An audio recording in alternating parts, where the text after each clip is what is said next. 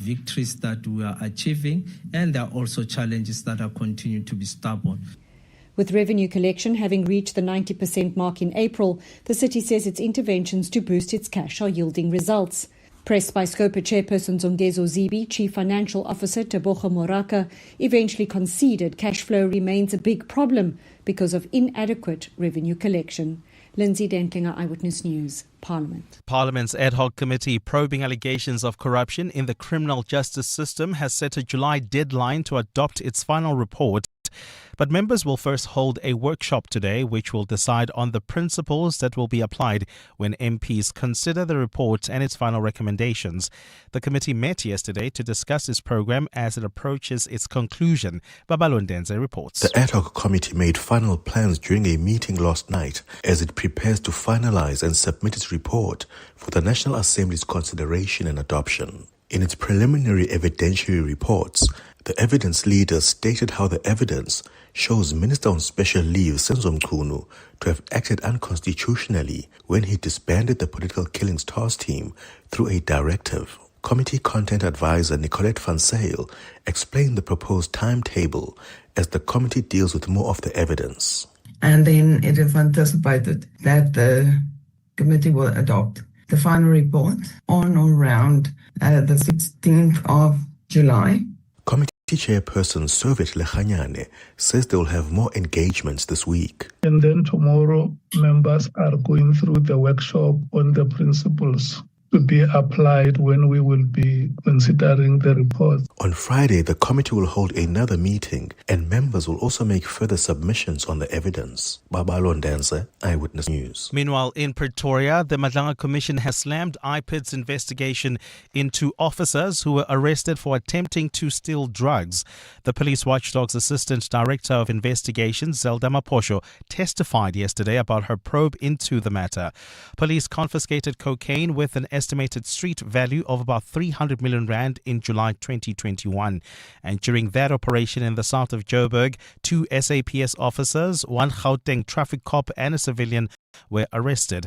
Tabiso Koba reports. The 3 law enforcement officers who were arrested on suspicion of trying to steal the drugs laid a complaint to IPID. IPID's investigation found in their favor and recommended disciplinary measures be taken against the officers that arrested them. However, questions have been raised at the commission about the complainants. The 2 SAPS officers both admitted to the commission that their job descriptions do not involve drug busts. Commission Chairperson Boiseli Madlanga says IPID's investigation did not question why the complainants involved themselves in a matter that falls outside their mandates. Your evidence from yesterday already, even the few things you've said this morning as well, they give me the distinct impression that you basically just accepted any and everything these complainants said to you, which is what then led to the recommendation you made in the end. You accepted without questioning whatsoever. IPID's Assistant Director of Investigations, Zelda Maposho, has admitted there were oversights in her probe. Tabiso Koba, Eyewitness News. And escalations have intensified in the Middle East war, with Iran's Revolutionary Guard saying it struck 4 targets at a U.S. base in Jordan. Tehran has pressed its attack in response to fresh U.S. strikes over the downing of a helicopter in the Strait of Hormuz. The state-run Islamic Republic news agency says the strikes this morning were carried out by long-range missiles. U.S. forces carried out attacks against Iran yesterday in what President Donald Trump said was retaliation for the downing of the military helicopter.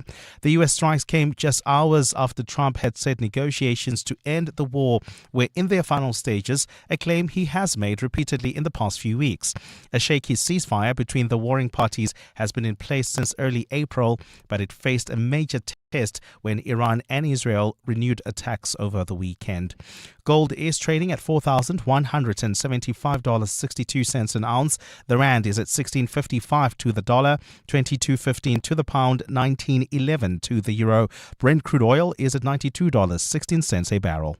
And in the traffic, we've got delays on the N3 North between the Elands Interchange and Van Buren Road. Roadworks are taking place along this route. Do expect heavy delays. There's also queuing traffic reported in El Dorado Park on the N12 East approaching the Golden Highway. And in your sport, White House World Cup chief declares a referee artisan's visa rejection justified. Proteas woman beaten in T20 World Cup warm-up. And Serena Williams returns to the court with a victory. A partly cloudy day in store for Gauteng. Johannesburg starting at 7 degrees, peaking at 17. Pretoria 9 and 19. For the Innerrhoden 6 and 19 degrees as well. The top story in EWN this hour. Johannesburg Mayor Dada Morero has told MPs that a turnaround of the country's biggest metro will not happen overnight.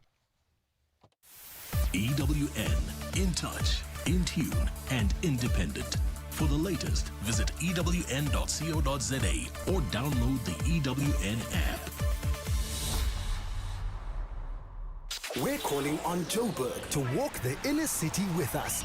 In 702 Josie My Josie Walk the Talk. Babize bonke. Enter now on primemediaplus.com. 702 salutes the youth of 1976 who dared to walk the talk. The system has done so many things and change the course of history forever. This is Breakfast with Bongani Bingwa on 702. Let's walk the talk.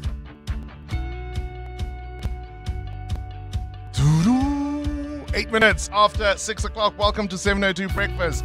Smack bang in the middle of the week, the 10th of June, the year of our Lord, 2026. Wherever you are listening to us from, are you in Johannesburg, Muldersdrift, Kempton Park, Guatemala, Winterveld, Wattville? Welcome one, welcome all. My name indeed is Bongani Bingwa. It's great to have you on board. I've got an entire team of colleagues behind the scenes putting the show together. Muteo Haripe is here with business news. He's carry bags and so much more. Good morning, Muteo. Morning, Bongs. How are you? What new word are you teaching us today? I don't have any for you, no. What was it yesterday? I've already forgotten I've forgotten. The Padesh Karem. What was it? Chentasi. Yay, Deprem Chentasi. I'm Mukhelang Ramila, here to get us safely and on time to wherever we will be going. Good morning to you. Very good morning, Bongs. Morning, 702 lenders. Colleagues behind the scenes, KG at the desk, producers, Bapelile and, of course, Ropfiwa Kone behind the scenes taking your calls. Cinda Paluta is out for the day, so we welcome back Anthony Teixeira, and Sifiso Zulu has everything you need to know in EWN. On our menu today, a preview of the African football teams at the FIFA World Cup.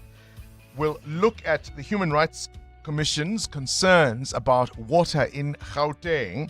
And SAHPRA is warning, don't inject anything. Even if your doctor gives you, don't inject just anything.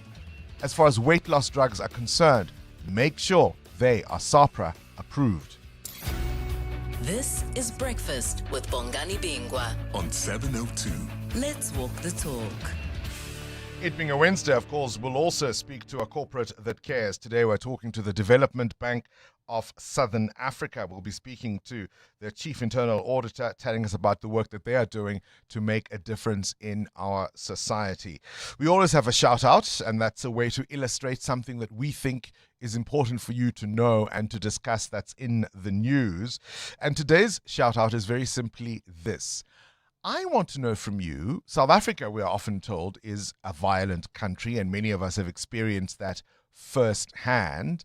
We've spoken on this program, for example, about being vigilant when it comes to crime in terms of where you are, how you move about, and with whom you do so.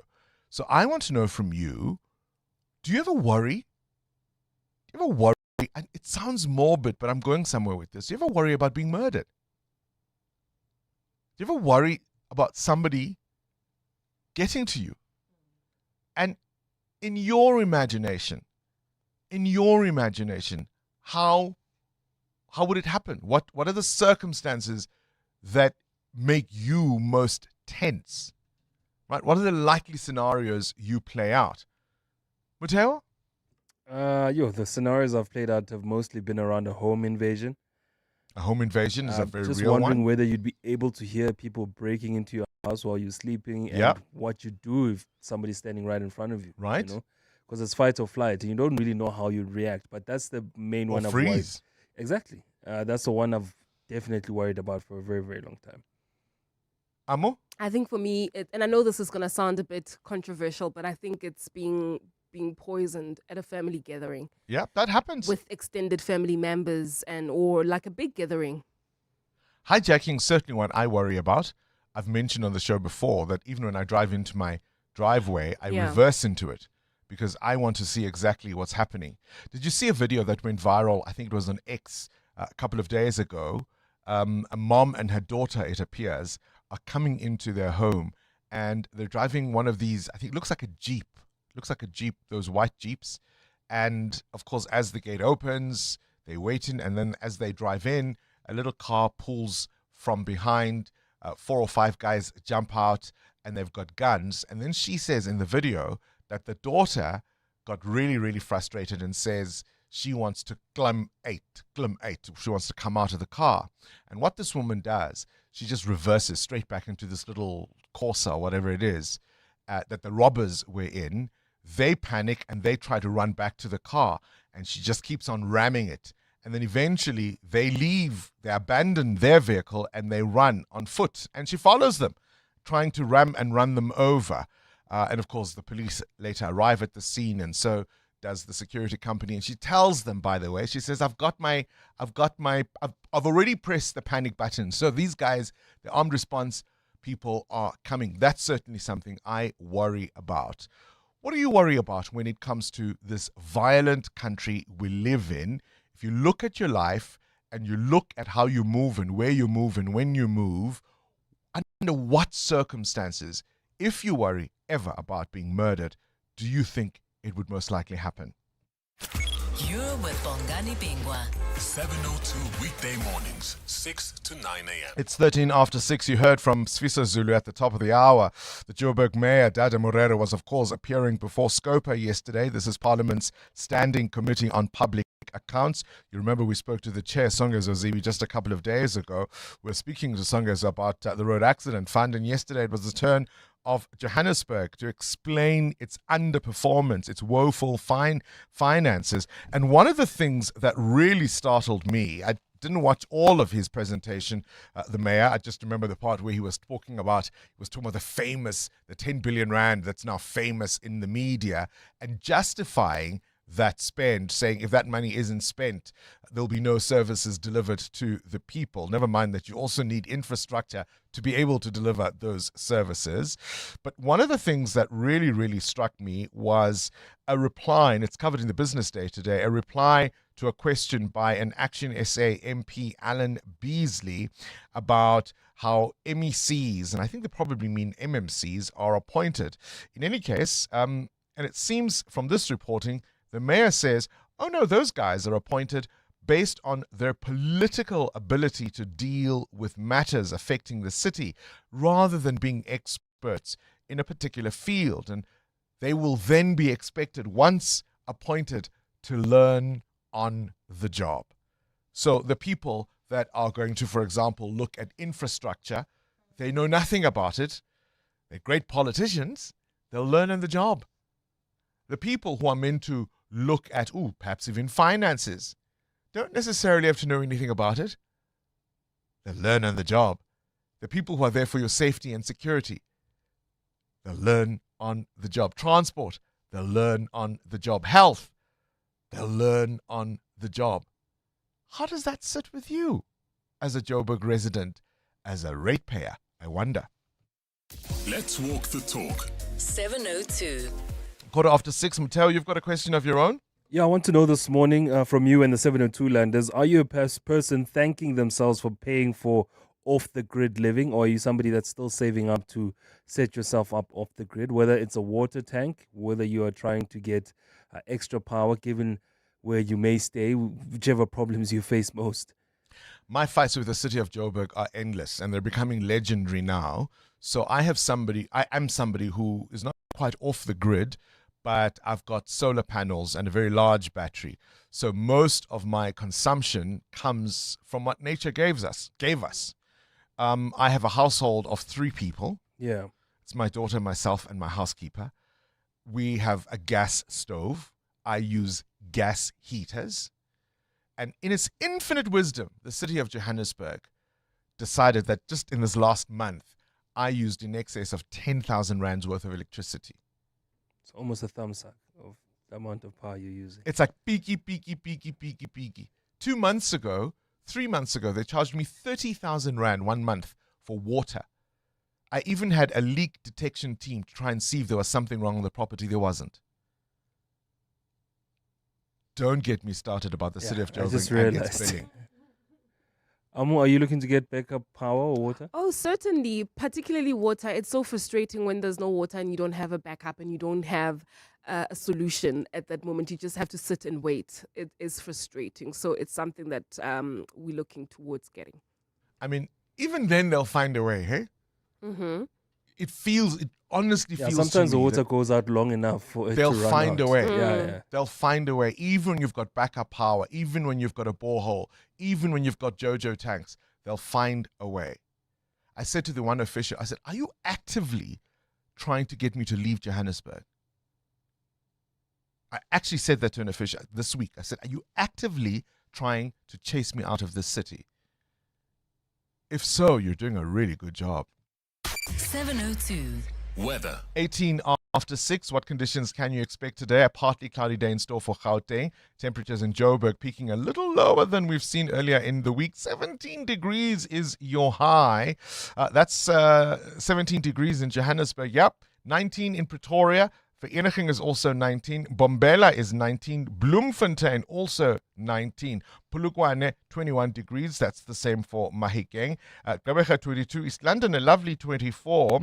A cloudy start for Cape Town. Temperatures maxing there at 20 degrees. EWN Traffic. This EWN Traffic brought to you by Citroen. Visit your nearest dealership this June. Test drive or purchase any Citroen and stand to win an all-expenses paid world-class rugby experience to South Africa v New Zealand 5 September. T's and C's apply. Amma, what are you seeing at this hour? Well, Bongani, let's start in the south of Joburg, particularly Eldorado Park, with those delays on the N12 East approaching the Golden Highway. There's also queuing traffic on the N1 North towards the Diepkloof interchange. Speaking of Diepkloof, we've got an accident reported. It's on the Soweto Highway. It happened right near the N1 exit. It's causing heavy traffic volumes. Please be on the lookout there. And if you do come across anything else on the roads, please do remember that we are on X at EWN Traffic. There's more EWN on air, online, and on the EWN app. Good morning, Mzansi. It's a beautiful Wednesday. It's Thursday. No. TGIF, am I right? Citroen Super Saturday is back. Yes. Test drive or buy any Citroen and stand to win a world-class rugby experience. South Africa versus New Zealand 5 September. Double your entries with the all-new Citroen Basalt from 354,900 Rand with up to 40,000 Rand deal assist. Book at citroen.co.za. Runs till 30 June. T's and C's apply. 702. Add your voice. Have your say. Let's walk the talk. Good morning, Bongs. Good morning, Radio 702 Landers. I do e-hailing. I'm a owner driver of my own vehicle. Got hijacked on the 9th of January this year. So obviously I can't quit. I still have to make a living.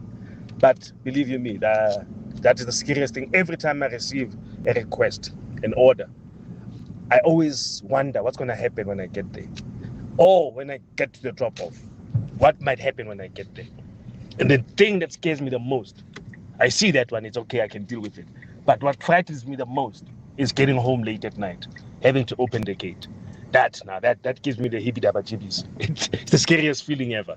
Things just is midnight. Hi, Bongani and team. I actually do not worry about myself, but I worry mostly about my partner every time she drives out.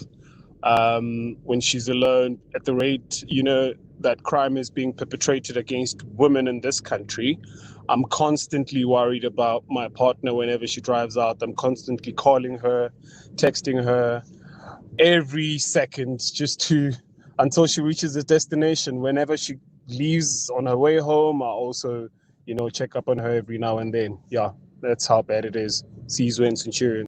Sizwe and Centurion, I feel you. I hear you.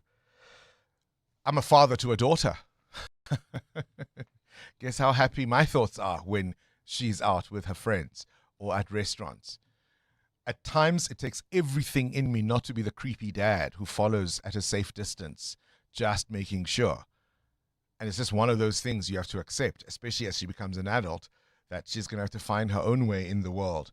And believe you me, she's told me that once or twice. I know exactly how that speech goes. Justice, I also hear you being worried about the next hijacking, because if you've lived through one, it just never goes away, does it? Start your day with Bongani Bingwa on 702. Let's walk the talk. We're told we're a violent country, and so we're asking a very simple question this morning. If you ever worry about being killed in South Africa, and how do you think it might happen? And what precautions do you take to ensure that it doesn't, in terms of your vigilance, in terms of how you move around? I'll explain that and why we're asking coming up in just a moment. But things you need to know at this hour, well, here's one. Under pressure, debt piling up. A call comes in from an angel of mercy offering relief. They promise to help you reduce your monthly payments or repayments to your creditors to ease your burdens. It sounds like a lifeline, so you agree. And then later, the shock comes. You've been placed under debt review and you didn't even know it. More than 10 million South Africans are struggling with debt, and experts are warning consumers to be cautious when approached by debt relief offers and to fully understand the terms of what it is you are signing up for. Because as you get back to steadier footing, you might then need more credit for some or other reason, and you find your access has been blocked and you didn't even know it. The National Credit Regulator saying more than 38,000 people were removed from debt review last year after disputes over how they were placed there in the first place. There's only one in the village, or the only one in the village. If you know, you know. China's national team has once again missed out on World Cup qualification. So attention has shifted to an unexpected direction. Referee Ma Ning, the 46-year-old, nicknamed the Card Master for his strict control of matches and frequent use of bookings, has gone viral after sharing video updates from the tournament in North America. His posts have drawn millions of views and a surge in online followers. Brands moving in too, featuring him in campaigns, turning an official match referee into an unlikely celebrity. And for many fans, the closest China will participate at the tournament. It's not a moon landing, but it is a mission that will make it possible. NASA has now unveiled the 4 astronauts set to fly on Artemis 3, a key stepping stone in America's return to the moon, with the launch planned for early next year. So they've unveiled the names of the 4. You remember, of course, earlier in the year, Artemis 2 saw the longest space flight mission, or at least the furthest space flight mission manned by humans. And so Artemis 3 will be taking to not so much the skies, to the cosmos, I suppose, early next year. And he was known as the genius. On this day in 2004, the great Ray Charles passed away at the age of 73. He blended gospel, blues, jazz, and R&B to create a sound that has morphed into what we now call soul music. All alone sometime. I can't stop wanting you. It's useless to say. He really was one of the greats. His influence can still be heard across modern music, from pop to rock to hip-hop and R&B. 702. The newspapers.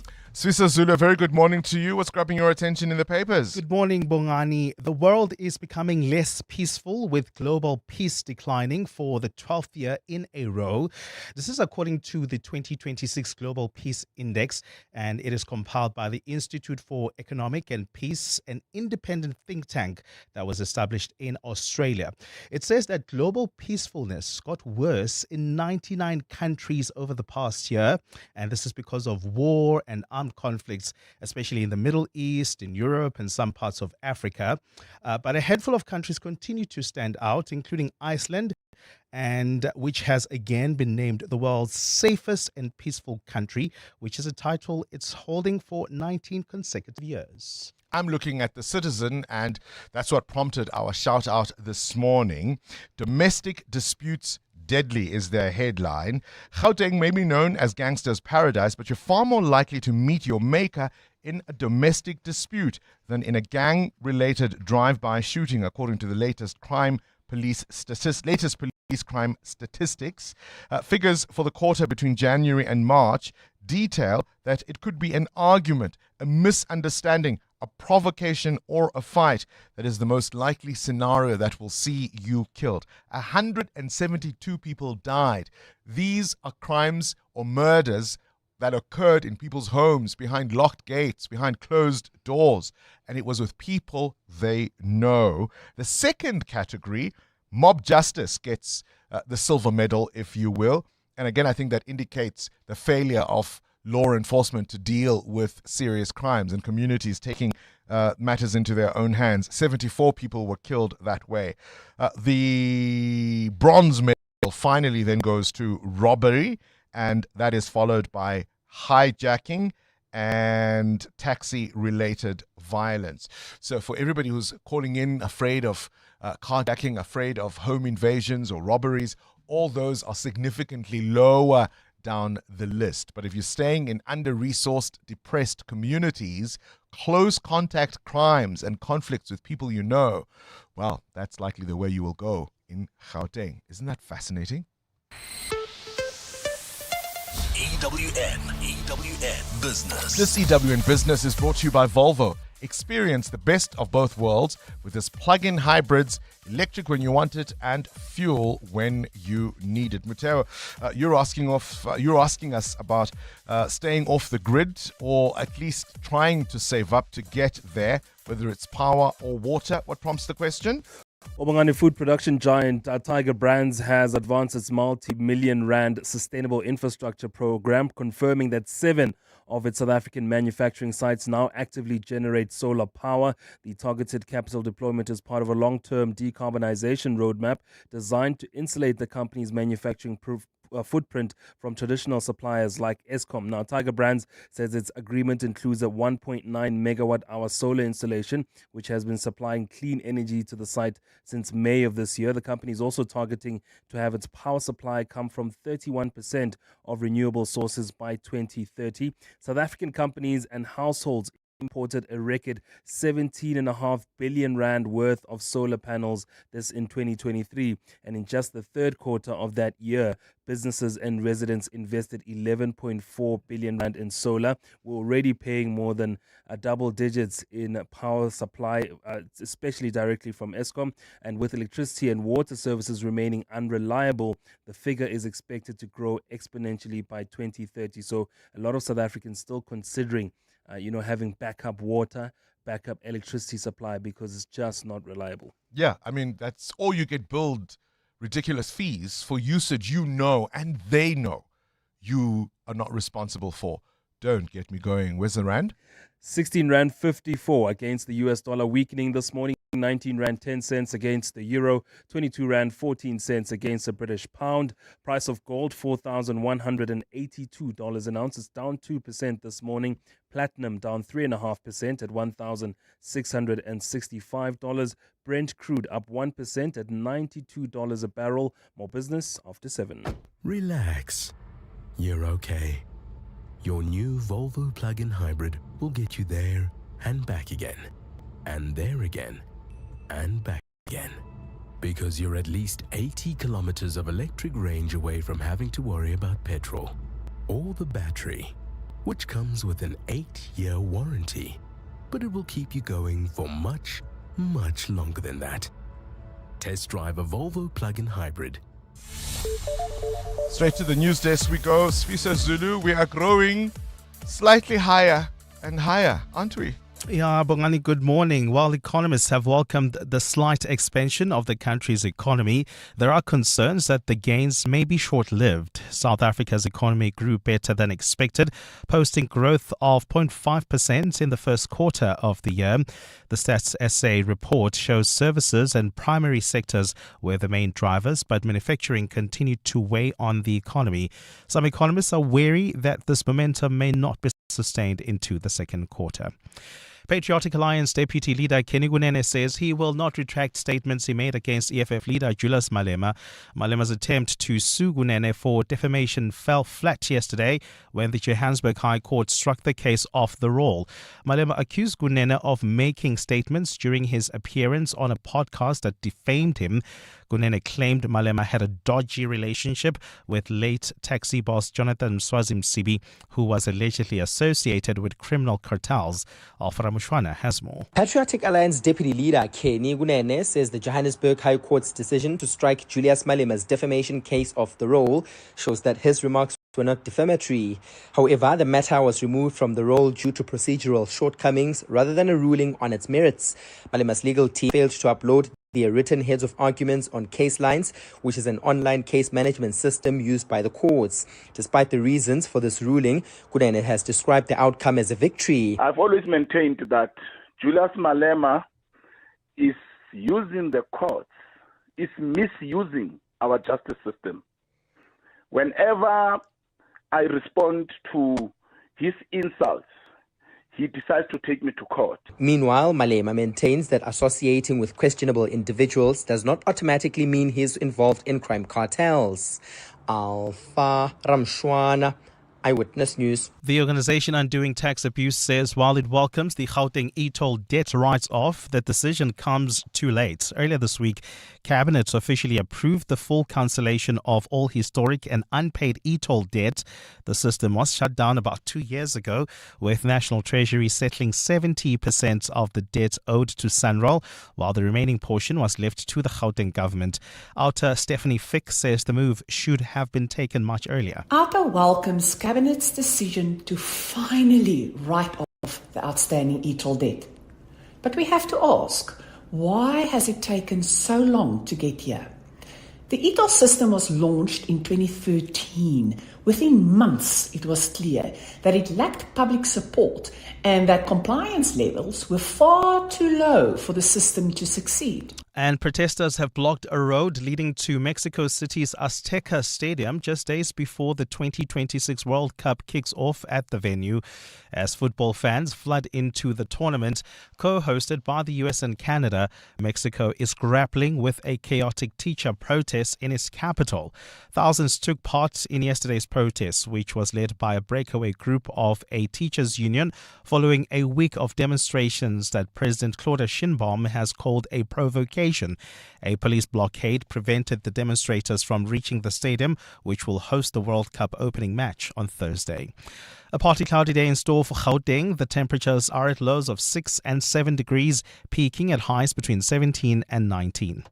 And in the traffic, we've got delays in Diepkloof along the Soweto Highway approaching the N1 exit. That's due to an accident along the route. There's also queuing traffic within the Soweto area along Klipsford Valley Road coming out of Mathalo Street. This is as you approach the Soweto Highway Circle. The top story this hour: while economists have welcomed the slight expansion of the country's economy, there are concerns that the gains may be short-lived. In life's most challenging moments of loss, compassion can be your greatest comfort. You shouldn't have to face the financial burden of losing a loved one by yourself. Rest assured, Clientele's funeral plans pay out cash within 24 hours. You can cover up to 13 family members on one plan, ensuring all your loved ones are taken care of, and 3 children are covered at no additional cost. With Clientele, you're not just buying a plan, you're also buying peace of mind. When the time comes, you will need to make important calls with your 200 Rand airtime you will receive when you claim. Plans offer double accidental death cover, as well as transport, grocery and unveiling benefits. Apply today, it's easy. There are no medical examinations and no paperwork. SMS funeral to 31586. That's 31586. Clientele Life is an authorized FSP and licensed life insurer. T's and C's online. Standard rates apply. Evolution doesn't wait. Introducing the Chang'an Uni S. Unexpected, unmistakable, uncompromising. Engineered to a higher standard, unlike anything in its class. Unsurprising, really, from China's oldest automaker. Trusted by 30 million drivers worldwide. And at 4,999 per month, it's an unbeatable offer too. Chang'an Finance, T's and C's apply. Visit chang'anmotors.co.za for more. The Chang'an Uni S. Chang'an, driven to evolve. Hey guys, this is Robert Marawa, Hollywood Bet's brand ambassador. Playing responsibly is part of the winning strategy. Make smart choices and continue to score. If you or someone that you know needs help, call the South African Responsible Gambling Toll-Free Counseling Line on 0800 006 008 or WhatsApp help to 076 675 0710. Hollywood Sportsbook is a licensed betting operator. Hollywood Bet supports responsible gambling. No persons under the age of 18 years are permitted to gamble. Winners know when to stop. What if the problem you faced became the business that changed everything? That's what Nedbank Business Ignite on 702 is all about. With this year's theme, My Pain, My Purpose, My Solution. We're calling on small businesses that turned real challenges into powerful ideas. You could win 200,000 Rand in cash, plus mentorship, business support, and tools to help you grow sustainably. Enter Nedbank Business Ignite on 702 now at primemediaplus.com. or igniteyourbusiness.co.za. Nedbank, seeing money differently. An authorized FSP and registered credit provider. T's and C's apply. You're with Bongani Bingwa. 702 weekday mornings, 6 to 9 a.m. It's 22 minutes before 7 o'clock. There's a fascinating story or piece in today's Citizen, and I think I'd love 702 Landers to engage on this. They're talking about the words we struggle to spell without looking, the ones that you have to check. My colleagues Amo and Anthony Teixeira in the studio, and I want to ask you both, what is that word you can't spell without checking? Anthony? Yeah, good morning, Bongani. Weird. Weird? Weird. Yes. Does your brain want to say wired? I don't. No. I don't. Genuinely, right now, wouldn't be able to tell you if it's I before E or E before I or. Really? Yes. Isn't the rule the golden rule? E before I, except after C. Yeah, but then apparently that's not true. I've been told as well. This is why I think I'm confused. Amo? Along with quiet. Quiet? Yeah. Quiet, eh? Mm-hmm. Listen to this. So they've analyzed, there's a website called unscrambler.com, and they've looked at the words that South Africans search most frequently. And I think something has to be said about American English versus UK English, which we are supposed to use, the UK version. The word color stumps people. Favorite is also a difficult one for people. Beautiful. People have to search the word beautiful, right? Color generated 124,800 searches in South Africa. That's how many people didn't know how to spell that word. Beautiful, 84,000 times people try to figure out how to spell that word. License, doesn't surprise me, 72,000 searches. Yes, weird is there. So you're not so weird, Anthony Teixeira. 70,000 searches there. No, man, because. Apparently we can't spell because. Auntie. And again, auntie can be confusing because is it with an I-E or is it with a Y? I can see why people would search that one. Jewelry. Surprise. Definitely. Queue. Neighbor. Croissant. Conscious. Necessary. Those are some of the words South Africans double check before they write. And I want to know from you, what is that word that stumps you when it comes to spelling? You have to really sort of work it out in your head before you type it or you write it. Send us a WhatsApp voice note on 072 702 1702. EWN Sport. Anthony Teixeira, I'm going to have to search for your bulletin because I lost it, and guess what? I found it. This story about the only African referee who was going to make it at the World Cup. I don't know if he's the only African. He's certainly the only Somali he who is. was going to make it to the World Cup. He's been rejected. Has there been any development in that story? I mean, sort of, but not really, if I'm being totally honest, Bongani, because we have heard from Executive Director of the White House Task Force for the World Cup, Andrew Giuliani, saying that the decision to reject the Somali referee, Omar Artsan, he'd actually be the first Somali referee at the tournament's history, from entering the United States was for good reason, although he hasn't elaborated on that. Literally FIFA hasn't. now says, yeah, we agree with this decision. It was a good decision. It's the wildest thing to witness this unfold. Now, at an event that was hosted by Atlantic Council in Washington, he said that 35 teams have been allowed in the country and that all their players and coaches have been allowed. When specifically questioned about the 2025 CAF Men's Referee of the Year, Artsan's rejection, he offered a reason. He offered no reason and not much detail either. There's been one referee who has not been admitted, and while I can't go into the details, what I can tell you high level is it was for very good reason. I support that decision. I was speaking directly with the Secretary of Homeland Security and the Commissioner of CBP, and it was for very good reason that ultimately this referee did not get in the country. All right, I saw Giuliani and I thought FIFA. So what? This is the Executive Director of the White House Task Force for the World Cup. This is an American official, not a FIFA official. All right, I take that back. In terms of teams coming into the United States, Iran's Football Federation confirmed they'll only be flying into the US the day before their opener against New Zealand. Their preparation has, of course, been disrupted after being forced to move their camp base to Mexico, despite playing all their games in the US. Although their players have obtained visas to enter the country, 15 members of their support team, that's both in management and admin roles, did not receive their visas. In cricket, the Proteas women will head into the T20 Cricket World Cup on the back of a 5-wicket loss in their final warm-up. New Zealand were up to the task as they chased down 184. This was after Nadine de Klerk and Chloe Tryon put a 90-run partnership together. Tryon, who struck an unbeaten 61 runs from just 26 deliveries, says that type of aggression is what is needed for the tournament. I think the one thing we spoke in meetings about having an aggressive mindset. We want to play that brand of cricket, and whether we get runs up front, when we're in the middle, we want to be scoring as much as we can. I think that partnership with me and Nadine was really crucial. One bat had to stay towards the end, and now we said we had a lot of options in our mind, but also we were quite positive on the way we wanted to go about it. Will they play Australia in the first World Cup game Saturday afternoon? The warm-ups included Scotland and Sri Lanka picking up respective wins over Pakistan and the Netherlands. And in tennis, nearly 4 years away from the professional game hasn't really diminished Serena Williams' natural game. She returned to the courts at Queen's Club for a doubles match alongside Victoria Mboko, and it was a straight set victory for the partners. 23-time singles major winner spoke on her comeback. I mean, I don't know. Just I had nothing better to do. I got tired of sitting at home.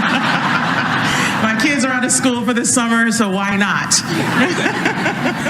And Anita Shader, Eyewitness News Sport. 702 salutes the youth of 1976 who dared to walk the talk has done so many things and change the course of history forever.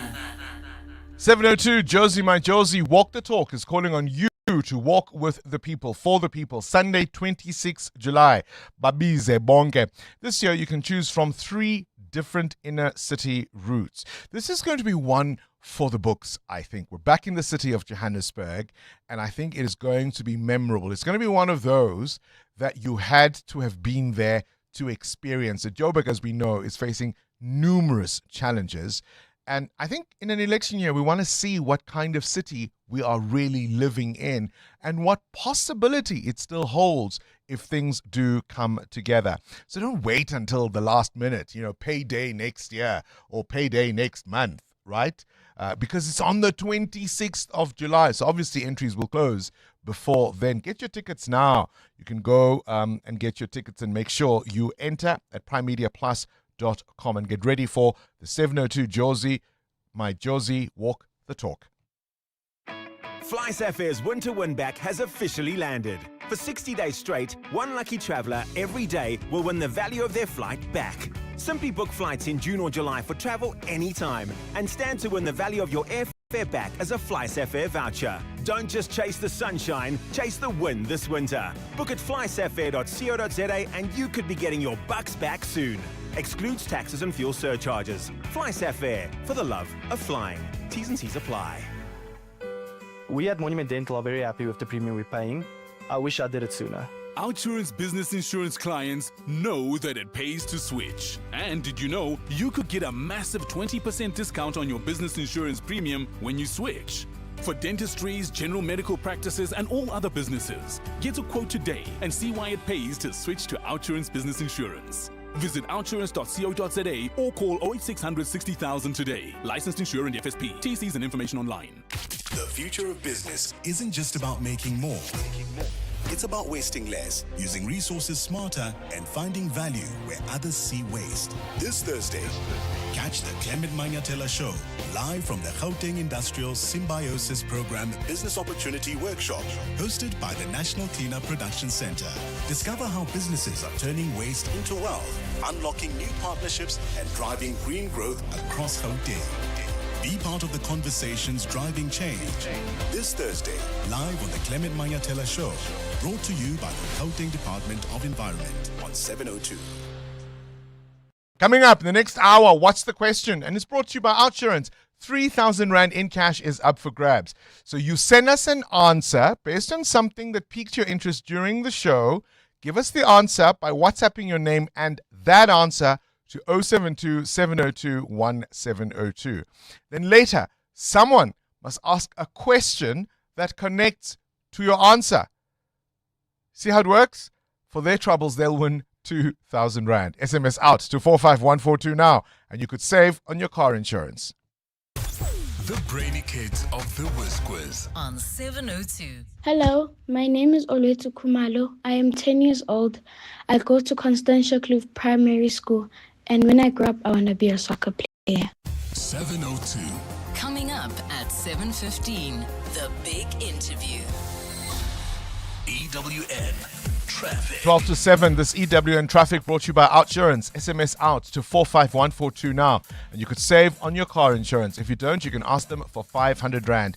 Amo, you were telling us about delays in the Deep Kloof area. That's correct, Bongani. It's due to an accident along the Soweto Highway. It happened right near the N1 exit. It's causing heavy traffic volumes. There's also queuing traffic on the N1 North. This is between the N17 and 14th Avenue heading towards Florida. And then traveling in the city of Tshwane, we've got a major accident scene. This one is along the N1 North. It happened right near John Forster Drive. It's causing about a 20-minute holdup coming out of the Brockfontein interchange. More updates coming up. Stay tuned.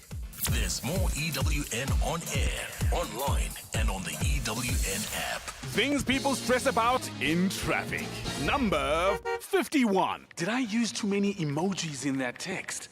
Did I sound too eager? Oh, the mental gymnastics. Well, with the Outsurance pointsman on your route, at least the traffic is one less thing to stress about. The Outsurance pointsmen have been easing traffic congestion so we all get to where we need to be quickly and safely for the past 20 years. With Outsurance, you really always get something out. In partnership with 702, Outsurance is a licensed insurer and FSP. Your boss noticed. Your ex noticed. The neighbors definitely noticed. Because some cars say, I rented a car. And some cars say, I rented the car. Sani Sixt Rent a Car. Premium rentals. For people who don't settle. Choose the right car. Rent Sani Sixt on sani.co.za. It's that time of the year. Sore throats, congestion, wet and dry coughs, pain and fever. For trusted relief for you and your family, ask your pharmacist to recommend a winter survival pack from the Adcock Ingram OTC range. With products like Medikil A, Expigen, Corenza Parac, Adco Napamol, Dilinct Junior and more, we have you covered this winter. Remember, Adcock Ingram OTC, sponsors of Brave.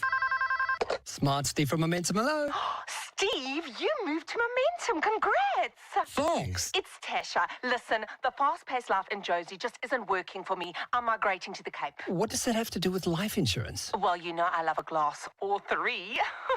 And I want to age as graciously as a smooth Merlot, not a box of Car Bordeaux. Naturally. And I need my critical illness cover to pair with those chill vibes. Of course. With Momentum, you get the most comprehensive critical illness cover in the market. You could say it's a full-bodied offering. I'll toast to that. Chat to your financial advisor about Momentum's critical illness cover. Momentum, protecting your journey to success. Momentum is an authorized financial services and registered credit provider. T's and C's apply. Join us. Let's walk the talk. This is 702. Morning, Monson team. My word that knocks me over all the time is nauseous. Onomatopoeia, pharmacopoeia. I never figured those two words. Good morning, 702. My name is Pumlani from Pretoria. I think one of the words for me that always challenges me when I have to write is Wednesday. Bongani and the team, this is Zamo in Pretoria. I have a problem with accommodation and recommended, not recommended. Words South Africans battle to spell. I think it's absolutely fascinating. New research suggesting the word color is the one we struggle with the most in this country. Let's play the whiz quiz and see if the kids know how to spell. Who is the whizziest of them all? It's the Whiz Quiz on 702. All right, you must be aged 10 to 13 to play the whiz quiz. We've got 10,000 Rand if you answer all 10 questions correctly within our allotted 60 seconds. Otherwise, it's $100 for each correct answer. Today we're playing with Oluetu, who is 11 years old and wants to be a footballer. Oluetu, who's your favorite soccer player? Mufukeng. Okay, Mufukeng is your favorite footballer. Good luck to you, both in terms of your football, and let's hope you score all 10 goals in the whiz quiz, hey? Thank you.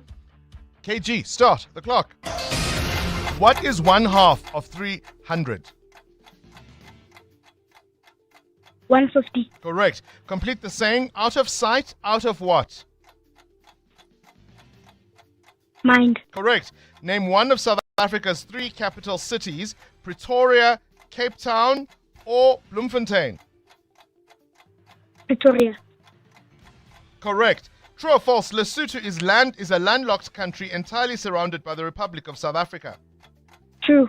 Correct. In nursery rhymes, which oval character fell off a wall? Pass. Humpty Dumpty. True or false? The scientific name for the common table salt is sodium chloride. True. Correct. What is H2 more commonly known as? Is it water or is it hydrogen? Water. Correct. We just ran out of time. Oluetu, you walk away with 600 Rand. 600 Rand. That is indeed a fair score. 600 Rand. Congratulations. The brainy kids of the Whiz Quiz On 702. 702. The Africa Report. Let's focus now on stories from the continent. The big talking point around the world, no doubt, this week will be the FIFA World Cup. And we've got 10 African teams represented at the global tournament. And we thought, let's bring in a football expert and talk about the chances of the continent in this competition, but also some of the issues around even getting to the games. We've brought back Yanga Sibembe, who is a sports journalist and who joins us now on the Yanga. A very good morning to you and welcome back to 702 Breakfast. Good morning, Bongani. Good morning to your listeners, and thank you so much for having me again. All right, this is the first World Cup. We've got 48 teams across the 3 host nations, the US, Mexico, and Canada. What makes this, do you think, a different edition from previous tournaments in your view? I mean, I remember the US 94 World Cup. How will this one be different? I mean, as you mentioned already, the fact that there's so many countries represented in the past, maybe it would be a case of fine margins in terms of countries being able to represent or fly their flag at the World Cup stage. But because of the expansion, it's given a lot of countries that maybe have missed out in the past narrowly to sort of join now and also be able to participate. And of course, that's benefited the African continent. Because from the usual 5 that we had in previous World Cups, now we have 10, so double the number. And yeah, it's really exciting on that front because, I mean, we know that there's a lot of talent on the continent. There's a lot of players that we export to different parts of the world. But The World Cup is really a great stage for these players to showcase what they're made of, and hopefully get those opportunities to make a better living for themselves and their families elsewhere. All right, 10 teams from this continent, as you say. What are our chances? I mean, which are the teams from this continent that you think will really go far? It's always tough for Africa. I think I saw Tunisia is in one of the toughest groups with the likes of Sweden and Japan and the Netherlands. So they've got really tough time in terms of making it out the group stage. But if you look at a country like Morocco, of course, they broke the glass ceiling in the last World Cup by reaching the semi-finals. And they'll be hoping to at least match that display from 4 years ago. But yeah, it's going to be tough. They've recently lost their coach who was behind that success 4 years ago, Walid Regragui, and they've got a new coach now. So it's, and this happened only just a couple of months ago. So do they have enough time? If they had enough time to pick up the new coach's tactics and what he wants from the players. But in terms of the personnel that they have really strong squad. Senegal? What do you think of Senegal's chances? No, Senegal definitely will always be in the conversation. Egypt? Egypt, they struggled at the World Cup. They've had their opportunities before, but they struggled at the World Cup. But maybe this time around, Salah can really show what he's made of, and I think this is maybe one of his last World Cups. After his departure from Liverpool, he'll certainly have a point to prove. Let's talk now, if we can, about some of the issues behind the scenes. These visa restrictions. We saw our best referee from the continent being told, no, sorry, you can't come in. CAF, as far as I know, have said nothing about it. And neither have FIFA. I mean, we always thought FIFA, when you host their tournament, they come and take over. It doesn't seem to be the case this time. Yes, in terms of the referee, very unfortunate for him, because I think, like you said, he's one of the best, and also is going to be his first World Cup, and he was going to be the first referee from his country to officiate at a World Cup, so it was going to be such an exciting time for him. But because of the fact that Somalia is on that US list of banned countries, he's been denied this visa. And FIFA have come out and they've said they don't really control what countries can or who the countries really accept or deny visas, so they don't really have a say in that, which I think is quite cowardly from them. That's a cop-out. Why host the tournament? Why tell the whole world you can go to country X? Country X has agreed for you to come to participate in the tournament if we let them host it, and then at the last minute say, oopsie daisy, we've got nothing to say. Yeah, I know. I think it's quite spineless from them. But it's unfortunate for the teams themselves. I mean, from what I've seen, it's been quite seamless. Maybe the traveling itself to get there is the taxing part. But from what I've seen from the players and the technical team, it's been quite seamless. Well, it also depends which country you're from. I mean, we've heard of fans even from countries like Scotland battling in terms of visas. Ticket prices has been an issue. Travel costs has been another. Do you get the sense that maybe once the football starts, things could get exciting, but that generally most fans around the world have a wait-and-see attitude? Yeah, I mean, I think a part of it, yes, but also for the fact that so many people don't really have access especially if you're coming from Africa. I mean, it's quite far to travel to the US, quite expensive. The tickets are expensive. The accommodation in some places is expensive. So in terms of access for people on the ground, how much representation will there be at the World Cup? I'm not sure. But maybe if watching from home, there will be that excitement that comes with the World Cup once, everything kicks off. But for now, it's not there. It's been quite a hollow build up to the World Cup, I must say. Let's hope it's not a hollow tournament. Yanga Sibemba, sports journalist, appreciate your time for this morning's Africa Report. 7:02. Coming up, the big interview. From Gauteng's water to drugs you shouldn't inject, all of that to come after this Eyewitness News brought to you by Khalix. Khalix, for the businessman who knows what he wants. This is EWN. Dada Morero tries to convince MPs that the city's finances are fine, but they are not impressed. And a major law enforcement deployment is being prepared for 30 June. Good morning, I'm Sfiso Zulu. Johannesburg Mayor Dada Morero has assured Parliament that the city's 97 billion budget tabled for 2026 has been approved by National Treasury. Morero has dismissed suggestions from some political parties that the budget is unfunded and says the city would not have put a budget before council that did not get the thumbs up from Treasury.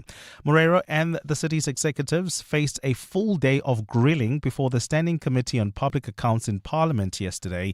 Lindsay Tentlinga reports. Mayor Dada Morero says it's the Finance Minister's responsibility to exercise oversight of the municipality's finances and that all concerns recently raised have been clarified. He's confident Minister Enoch Godongwanat's warning that the municipality's equitable share will be withheld next month if it doesn't get its house in order won't come to pass. So we would not have tabled this budget unless National Treasury has confirmed the assessment. So the assessment was done and we can now confirm. Morero says the city has also explained its 10 billion rand municipal wage agreement to the Treasury, which is subject to affordability. The city will honour it at its own pace and on the basis of availability of budget. Morero also claimed reports that city executives are earning exorbitant salaries are untrue, adding that City Manager Floyd Brink was in fact earning below what the position deserves. Lindsay Dantlinger, Eyewitness News, Parliament. Gauteng police say they are ready to monitor major demonstrations against undocumented foreign nationals on 30 June. Protest organizers say they want all undocumented immigrants to leave the country. There have been sporadic acts of violence in some parts of the country during similar demonstrations in different provinces recently. President Cyril Ramaphosa warned over the weekend against vigilantism and intimidation. The police's Mark Joseph says officers will be deployed on the eve of the demonstrations. The law enforcers will deal with each situation on its own merits and apply situational appropriateness to prevent the loss of lives. Blockading of the main routes and attacks on foreign truck drivers. And then possible sporadic looting by opportunists. This one is also the deployment of SAPSP members when early warnings are received. Joseph says they are ready for any action. Should the shutdown not be enforced and there is no incidence of operations within the directive from the Provincial Commissioner, may conclude it on 2026-0701. Should the shutdown escalate, the operation will become ongoing and the Provincial Operation Contingency Plan will be implemented. In Northern Ireland, anti-immigration protesters have torched buildings and cars in Belfast and blocked roads a day after a stabbing allegedly by a refugee captured in a graphic video that shocked the world. Hundreds of protesters, many masked, gathered at several locations across Belfast last night. A bus and several cars were set alight while a building fringing the city centre caught fire and its residents had to be evacuated. The suspect in the knife attack, whose name has not been released, was charged yesterday with attempted murder, possession of a bladed weapon in a public place, and making threats to kill. The 30-year-old man is due to appear in court today. The Interior Ministry has confirmed that the attacker was a Sudanese refugee with a residence permit valid until 2028. Northern Ireland Police Chief John Boucher says the man had arrived in the UK in 2023 via Paris and Dublin.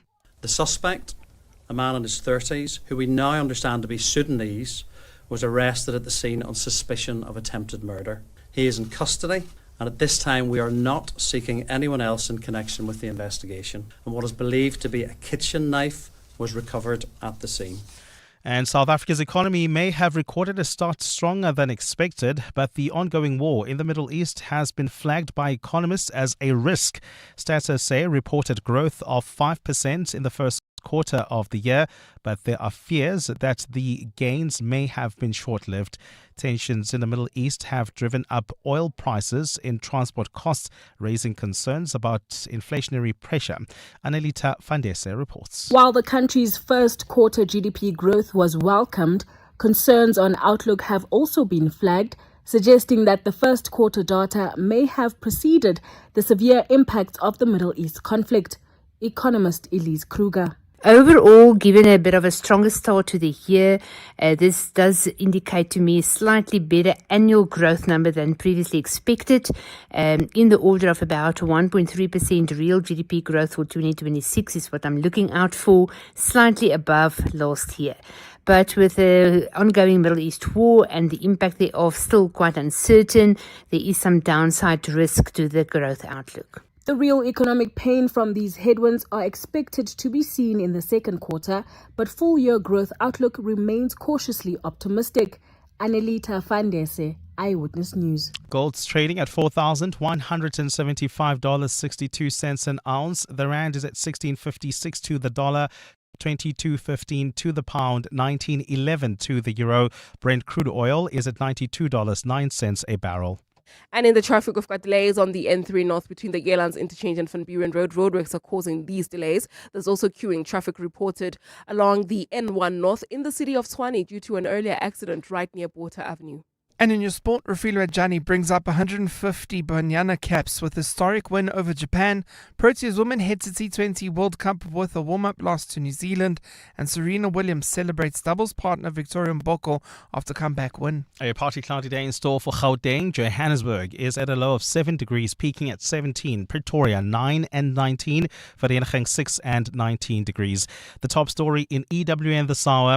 Johannesburg Mayor Dada Morero has assured Parliament that the city's 97 billion rand budget tabled for 2026 has been approved by National Treasury. EWN, in touch, in tune, and independent. For the latest, visit ewn.co.za or download the EWN app. Improve your business confidence by dressing the part with Khaliks. There you'll discover comprehensive collections of business suits, the very best value for money, the finest quality and impeccable service. So visit Khaliks today and indulge in all the latest styles. Winter warm comfort. Plus, if you trade in your old suit, you'll get 30% off your brand new suit and a boost in confidence. Only at Khaliks, for the businessman who knows what he wants. T's and C's apply. Joburg is more than just a city. It's an energy that connects us all. That's what makes this one so special. In 702, Josie My Josie Walk the Talk, hosted by the city of Johannesburg. Enter now on primemediaplus.com. This Youth Month, 702 Breakfast with Bongani Bingwa commemorates the youth of 1976. Let's walk the talk. This is Breakfast with Bongani Bingwa on 702. Let's walk the talk. 9 after 7. I'm looking at some of the comments left on our YouTube live feed. One Smath972 says FIFA says they won't get involved in how the US runs its immigration affairs. One wonders if it was what FIFA would do. Another country, I imagine, is what is meant there. Can you imagine if we were hosting a World Cup once again and we decide, no, we won't let an American referee come in because, I don't know, trade sanctions, because Trump invented a genocide in South Africa and took some folk. I mean, I could use another word, couldn't I? Listen to Sky News. They've got a show called Cheat Sheet, and their hosts Sophie Ridge and Wilfred Frost discuss this issue around the Somali referee Omar Artan. He was set to be the first referee from Somalia at the World Cup. He landed on a flight from Istanbul to Miami and was sent back. Now, there is a travel ban at the moment, a visa ban in the US for Somalis, though apparently they'd sorted this all out and he'd been granted actually a diplomatic visa that would supersede the ban. But clearly those details weren't fully ironed out. I mean, I think this is pretty remarkable. You know, the whole point of a World Cup is that it is bringing the nations of the world together, right? Mm-hmm. That you put politics aside for the World Cup. That's kind of the point. And this is not just anyone. He is, as you say, Africa's top referee. So he was named the referee of the year in 2025 for the Confederation of African Football. They've had to explain their decision. A spokesperson for the US Customs and Border Protection said that Artan had undergone additional inspection on arrival on Saturday. Following inspection, he was determined to be inadmissible due to vetting concerns and was denied entry. It's unbelievable, right? And we thought FIFA had all the power. The other story we'll be keeping an eye on for the next few days and weeks, I would say. Gauteng police saying they're ready to monitor major demonstrations against undocumented foreign nationals. June 30th has been that date organizers of protests have named, but we'll certainly be keeping an eye on things before and after. This is Breakfast with Bongani Bingwa on 702. Let's walk the talk. 11 after 7, let's talk debt review. You're under pressure. Debts are piling up, and you get a call from an angel of mercy offering you a plan to reduce your monthly repayments to your creditors. It looks like a lifeline. You agree, and then you find out at some point as you get back on your feet that actually you've been placed under debt review. The National Credit Regulator saying 38,000 people were removed from debt review last year after disputes over how they were placed there in the first instance. It was on this day in 1935, two men battling alcoholism, Bill Wilson and Robert Smith, met in Ohio in the United States to found Alcoholics Anonymous. And their idea was simple: people helping people. It started as a conversation between two recovering alcoholics, and it's grown into a global support movement helping millions of people deal with addiction. The words unite, mobilize, fight on. Nelson Mandela there in his first major political statement published from prison on this day in 1980. It was written on Robben Island and smuggled out to the ANC, and the message came in the aftermath of the 1976 Soweto uprising, calling on South Africans to continue the struggle against apartheid. It just goes to show how tight that machinery was, that he was only able to get a message out 4 years later in response to 76. Guess whose birthday it is today? The celebrated South African actress Connie Ferguson. Born on this day in 1970, she's a Motswana South African actress, filmmaker and businesswoman who turns 56.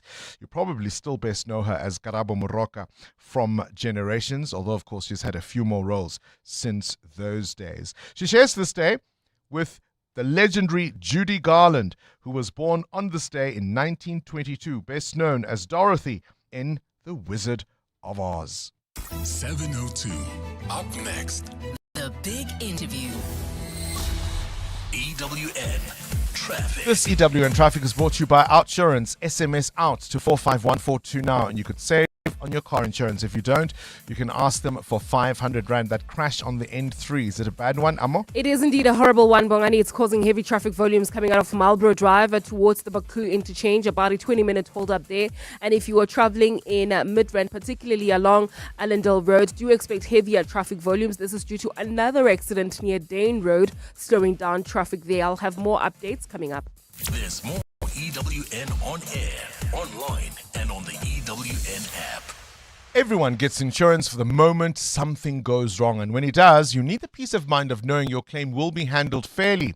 Well, Outsurance keeps outperforming. The Ombudsman, an independent body that rules on complaints, confirmed in their 2025 annual report that Outsurance had the lowest overturned ratio of complaints received. So why would you want to be insured with anyone else? Get a quote and switch today. Call 08600 60,000 or visit outsurance.co.za. Outsurance is a licensed insurer and FSP. T's, C's, and information online. Just Anzalex it.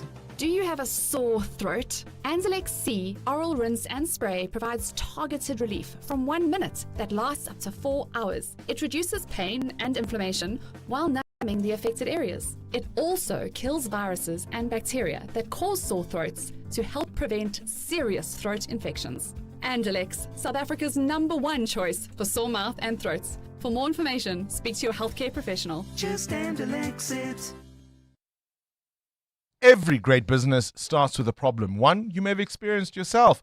Nedbank Business Ignite 2026 is looking for entrepreneurs who've turned their pain into purpose, built solutions that truly make a difference. If your business is generating between 1 million and 20 million Rand, you could get the funding, mentorship and support you need to grow with Nedbank as your partner.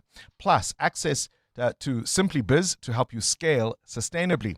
So if you're solving real problems and are ready to take your business further, visit igniteyourbusiness.co.za or primemediaplus.com and enter today. Hey guys, this is Robert Marawa, Hollywood Bet's brand ambassador. Playing responsibly is part of the winning strategy. Make smart choices and continue to score. If you or someone that you know needs help, call the South African Responsible Gambling Toll-Free Counseling Line on 0800 006 008 or WhatsApp help to 076 675 0710. Hollywood Sportsbook is a licensed betting operator. Hollywood Bet supports responsible gambling. No persons under the age of 18 years are permitted to gamble. Winners know when to stop. Joburg is more than just a city. It's an energy, a pulse, and a feeling connecting everybody. The heart of Mzansi. It's Joburg.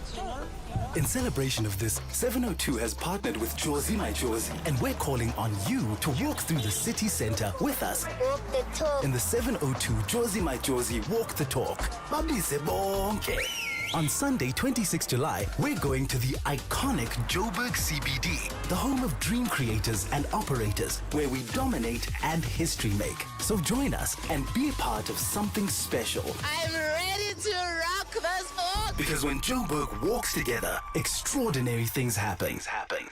Enter now on primemediaplus.com and get ready for 702 Jozi My Jozi Walk the Talk this July. Hosted by the City of Johannesburg. Walk with the people, for our Jozi. Babise bonke. Enter Walk the Talk now on primemediaplus.com. 702. The Big Interview with Bongani Bingwa. 17 after 7 o'clock. How many times have you had to sing a song like this to yourself? Even though I have fat thighs, flabby arms, a pot belly still gives good loving. Fat thighs, flabby arms, a pot belly still gives good loving. Right? Fat thighs, flabby arms, a pot belly still gives good loving. Or maybe you thought, let's get rid of it. Let's be one of those who joins the craze of the new GLP-1 drugs that are flooding the market and certainly getting all kinds of celebrities and well-known people excited. But how do you know what the real thing is and whether or not it's been scientifically proven?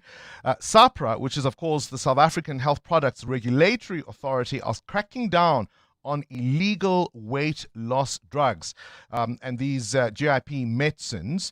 And so how would you know what is safe and what is not? And this speaks to other issues, right, including anti-aging therapies and so-called preventative health treatments. If your doctor says it's okay, hopefully, or that usually should be good enough, but it isn't always. Dr. Siddharth Govender is a medical doctor and joins us now on the line. Thank you so much for your time and welcome to our program. Thank you so much. It's great to be with you, Bongani. I mean, a bit of levity, I suppose, as we started our conversation there.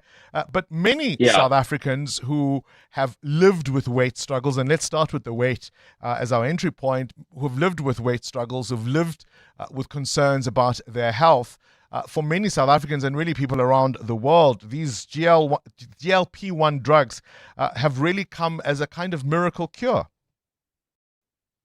Yeah, I think they've come to really change the tide against fighting against obesity and also helping patients kind of improve their quality of life, as well as dealing with things like diabetes, dealing with because there's also, like, when it comes to the kind of the core issue of being overweight, there's a lot of medical conditions associated with being overweight or causing you to be overweight. So with these types of drugs, like GLP-1 or GIPs, they've kind of helped a lot of people deal with those associated issues. So they definitely are helping change the landscape, essentially. I mean, how have they been a game changer? That's what I want to get a sense of. We've seen pills and all sorts of things advertised before.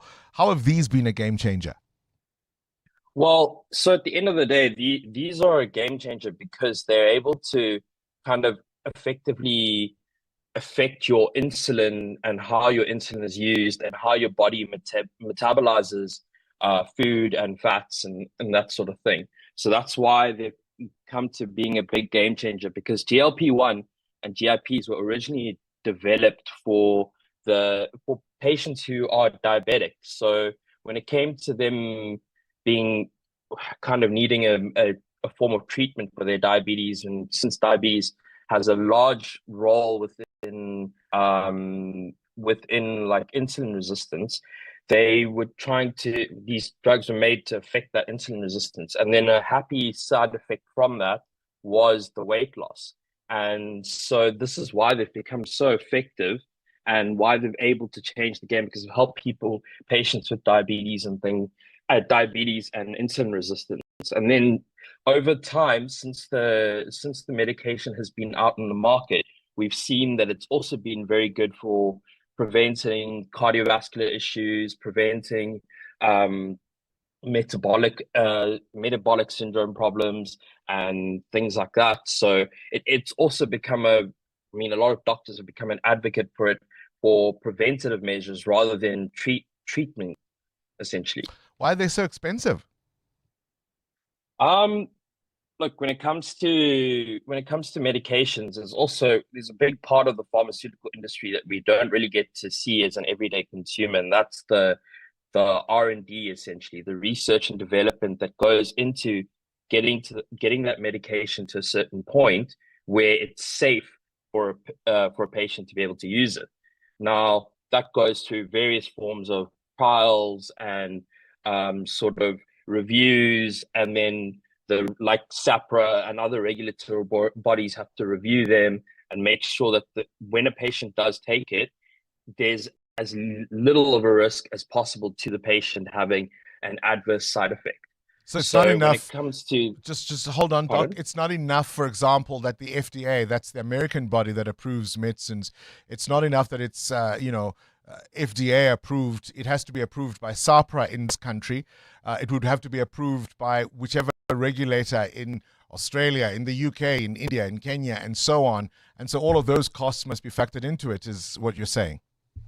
Yes, exactly that. It needs to be approved by every different regulatory body, because at the end of the day, every country that it comes into has a different type of person or a different demographic of person using it. So they have to make sure that those demographics of people aren't susceptible to any side effects, essentially. Yeah. Well, I say it's expensive. That assumes, of course, we all know what it actually costs. But roughly, what do these things cost, Doc?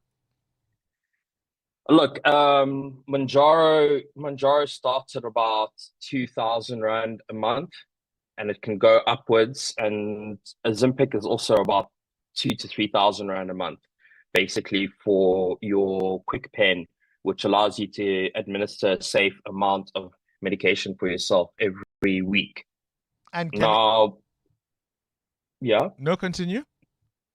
No, I was saying, just in terms of the expensive side, when you look at it, there's a lot of other medications that further down the line that we're preventing you from taking by taking a medication like this. So in the long run, it could be seen as more cost effective rather than being on insulin for the rest of your life, or some other sort of medication that you could be preventing yourself from taking. So you're saying entry level is around 2,000, 2,500 Rand a month, depending on which drug you choose, but it could go to as high as what? It could go as high as around 7,000 Rand. Goodness. 5,000 to 7,000 Rand. And once always, or do you get off them? So look, at the end of the day, this is also a very important thing, is that it's dependent on the person. So it comes down to basically your doctor will decide at the correct point in time, after seeing how well you've progressed, is whether you need them for a long period or whether you need them for only a short-term period. And do the medical aids cover this? At this point in time, for certain issues they would cover it, and for certain issues they would not cover it. So you'd have to have a medical condition. Exactly. So part of the reason then, I would imagine, we're seeing all sorts of things being mixed and presented as GLP-1 or GIP medicines is because of the cost, is because perhaps the medical aid might say no.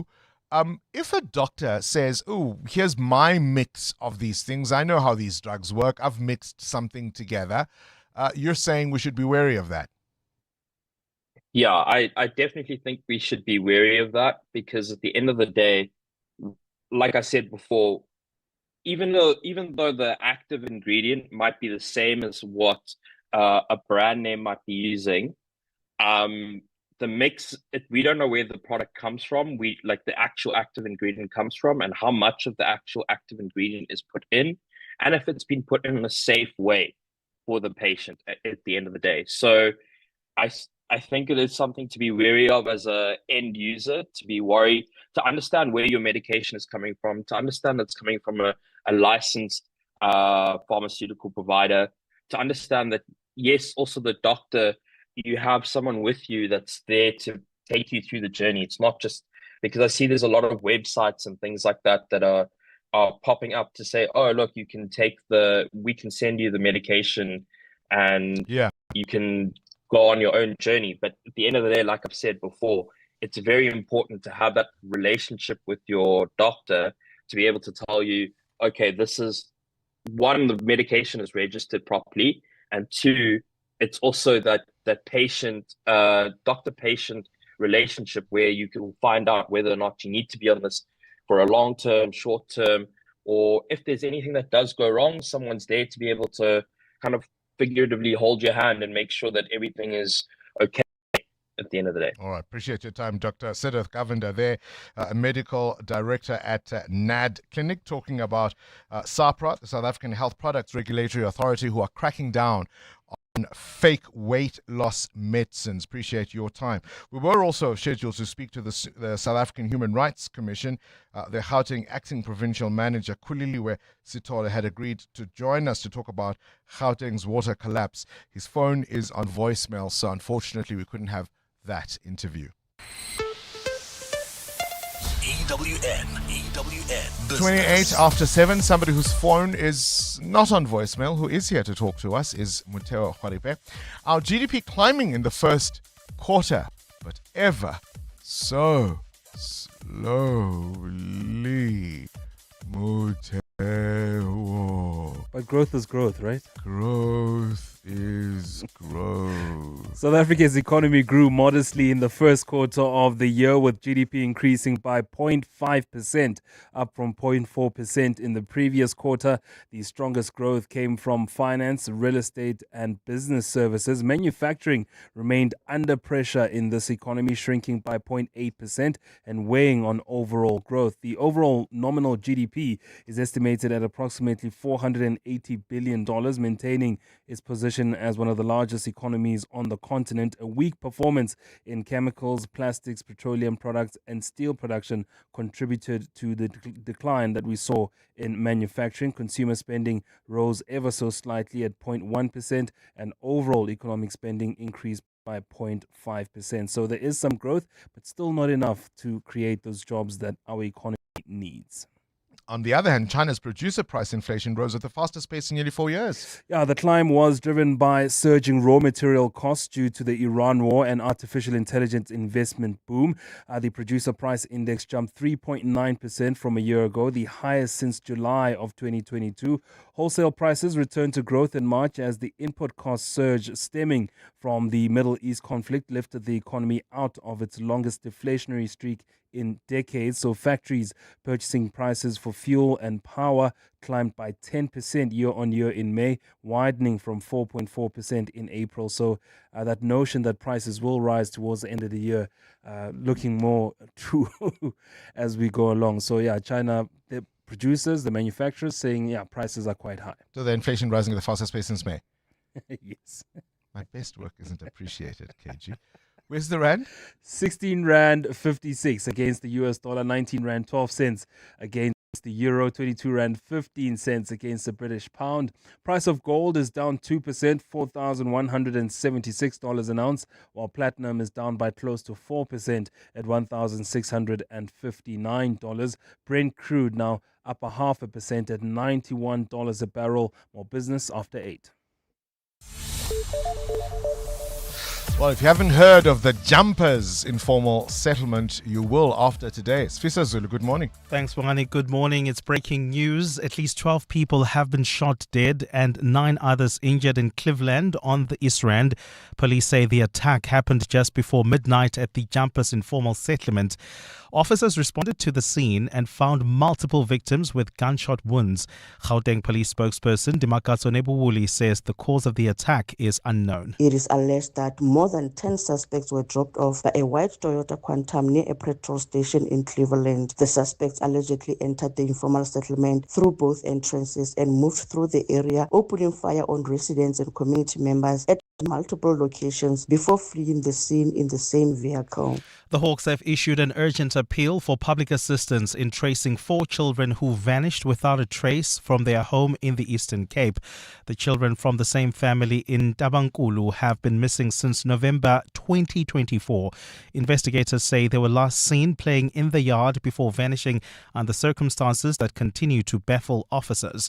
Since the case was taken over by the Hawks, a wide-ranging investigation has been launched with officers pursuing every possible lead. Nkoskona Malingamnisi has the details. More than 18 months on, there is still no sign of 7-year-old Sive Siganga and 4-year-olds Oyitando, Tabile and Tapsile Siganga. The Hawks say numerous investigative interventions have been carried out, including intelligence-driven operations, interprovincial follow-ups, community outreach and the analysis of all information received. They say the simultaneous disappearance of all 4 children elevates the case to one of exceptional concern and urgency. Officers are now calling on South Africans to help amplify the search and urge anyone with information to come forward. Police have assured the public that all information will be treated with strict confidentiality. Or see Kwana Maningamnisi, Eyewitness News. Parliament's ad hoc committee probing allegations of corruption in the criminal justice system has set a July deadline to adopt its final report.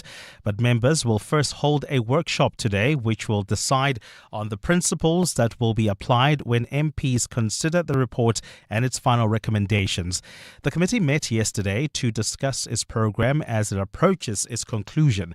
Babalondenze reports. The ad hoc committee made final plans during a meeting last night as it prepares to finalize and submit its report for the National Assembly's consideration and adoption. In its preliminary evidentiary reports, the evidence leaders stated how the evidence shows Minister on Special Leave Senzo Mchunu to have acted unconstitutionally when he disbanded the political killings task team through a directive. Committee Content Advisor Nicolette Van Zyl explained the proposed timetable as the committee deals with more of the evidence.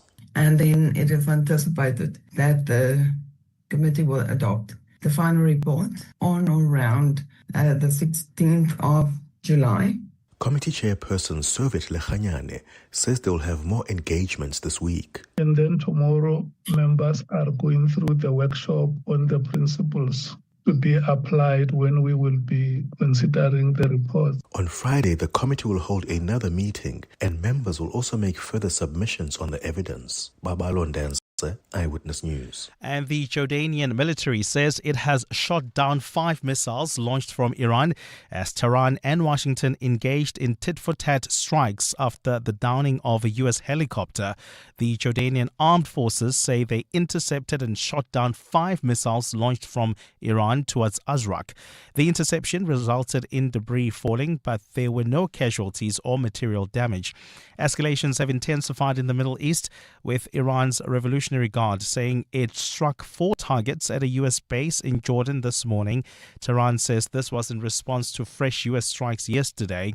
U.S. forces carried out attacks against Iran in what President Donald Trump said was retaliation for the downing of the helicopter. The U.S. strikes came just hours after Trump had said negotiations to end the Middle East war were in their final stages, a claim he has made repeatedly in the past few weeks. A shaky ceasefire ceasefire between the warring parties has been in place since early April, but it faced a major test when Iran and Israel renewed attacks over the weekend. A partly cloudy day in store for Gauteng. The temperatures are at lows of 6 and 7 degrees, peaking at highs between 17 and 19. And in the traffic, we've got delays on the N3 North between Marlborough Drive and the Baklu interchange. That's due to an accident. And traveling within Rivonia, there's queuing traffic along several roads, including Rivonia Road and Kelvin Drive. This is due to an accident as well. The breaking story this hour, at least 12 people have been shot dead and 9 others injured in Cleveland on the East Rand. 702 salutes the youth of 1976 who dared to walk the talk. The system has done so many things and change the course of history forever. The groundbreaking musical Nkoli, A Fierce and Fabulous Life, returns to the UJ Theatre on the Kingsway campus in Auckland Park this weekend. Nkoli celebrates the life of Simon Nkoli, who was an anti-apartheid activist, a pioneer in the LGBTQ community, an AIDS activist, and the organizer of Joburg's first Pride March. Nkoli explodes on the stage, combining voguing, dance, rap, video projections, a powerful story of a remarkable young freedom fighter who changed South Africa's history.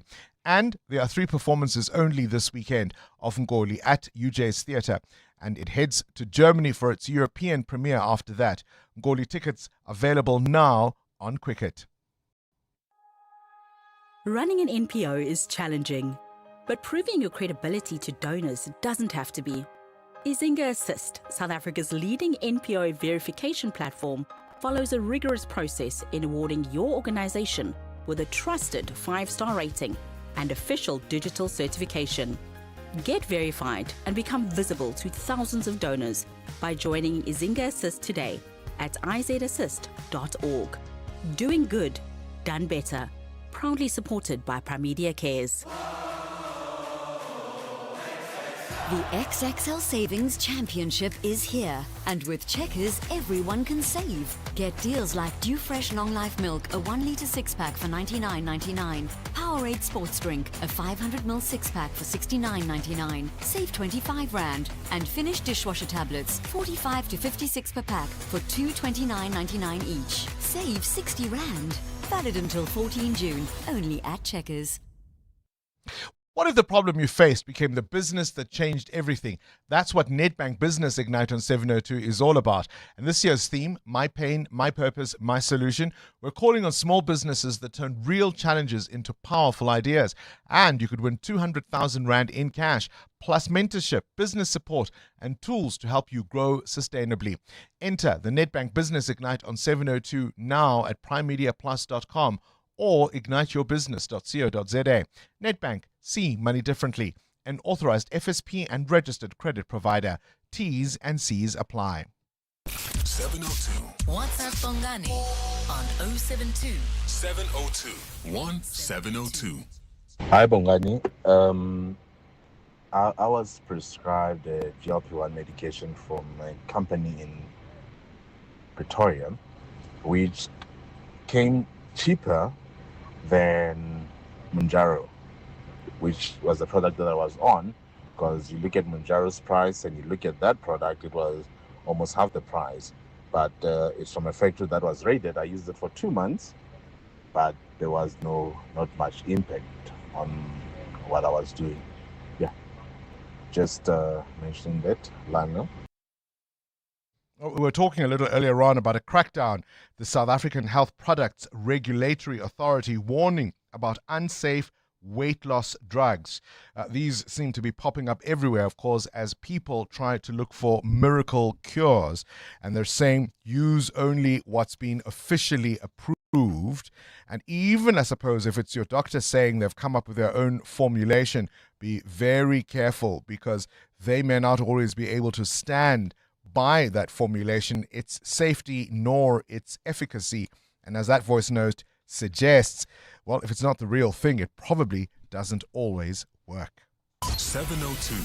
What's the question? What's the question is brought to you by Outsurance, a chance for you to win up to 3,000 Rand in cash. First, 1,000 Rand for the answer, and then a little later, 2,000 Rand if you can give us the question.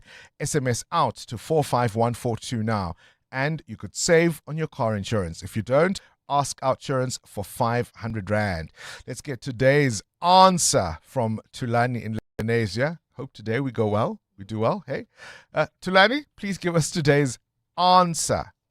Today's answer is 1922. 1922. And tell me, Tulani, have you received a quote from Outsurance? I'm an Outsurance member. Your biscuit! 1,000 Rand is coming your way, all thanks to Outsurance and 702. There you have it. Tulani's answer is 1922. 1922 is the answer. What's the question? Call us if you know on 011 883 0702. EWN Sport. Cindy Paluta is out for the day. Always a pleasure to have Anthony Teixeira back in the hot seat. Anthony, let's talk Banyana. They had a game yesterday, didn't they? They did. It was a marvelous game. We also saw a celebration for Refugee Jane, who brought up 150th Banyana with a bit of history as well. South Africans beat Japan 1-0, becoming the first senior Africa women's team to beat them in an official match. Jane involved in the goal as well. It was her corner which Linda Mutlahu managed to slot home. The former African champs responding from that 5-0 loss at the weekend in the first match. The captain says there's still work to be done ahead of next month's WAFCON. Very excited to have reached 150 caps for the national team. I'm very happy and humbled by the journey that I've gone through to get to where I am. It hasn't been easy. It was not easy and still going to be difficult going forward because there's a lot that lies ahead. Now we're preparing for the WAFCON, which is the World Cup qualifying tournament. FIFA says they're working to resolve Iranian supporters' ticket allocation issues. The Iranian Football Federation says despite already having begun to sell tickets for their group games, they can no longer provide them to fans, even for those who have already made travel arrangements after their tickets were revoked. Each federation receives 8% of the tickets for each of their group matches, which can then be distributed to their supporters. However, the American Office of Foreign Asset Control Restrictions has effectively blocked Iran from being able to buy tickets.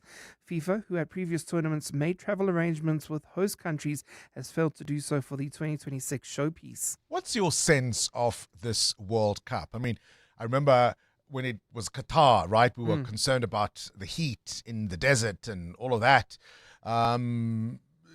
Is there buzz around this one? Do you think that people are genuinely excited, or are all the political and controversial issues making people worry a little? I think until football actually starts, we're going to be worrying about all of these things, considering the fact that ticket sales the prices have been incredibly high. You're hearing about how people can't get into the country. You're hearing about even potentially matches having to be stopped because of the heat itself. We saw this at last year's Club World Cup, where matches had to be suspended. We could be looking at up to 3 hours in a match that's just going to be suspended because of heat, because of storms, because of the weather. That's going to play a part in it as well. And the fact that from the quarterfinals onwards, it's all going to be taking place in the US, sort of diminishing what Mexico or Canada could bring to the table. Is there just going to be more controversy? What happens when the American team doesn't win the World Cup? Is Donald Trump going to just, throw his toys all out of the cart? I don't know. I'm worried. Won't. I'm very worried. They won't. We hope. They won't. We hope. Well, let's look at cricket with the Proteas women losing their final T20 World Cup warm-up by 5 wickets to New Zealand. Chloe Tryon choosing to see the positives after the all-rounder struck an unbeaten 61. I thought really good. Obviously didn't win today. Took it down to the last over, but I think plans have been really good. Preparation's been really good as well. I think everyone's just excited to get the World Cup going, but I think to have 2 warm-up games that we feel like we can tick off a lot of boxes on there, and also stuff that we can work on as well. But I think overall we're just happy with how the prep has gone.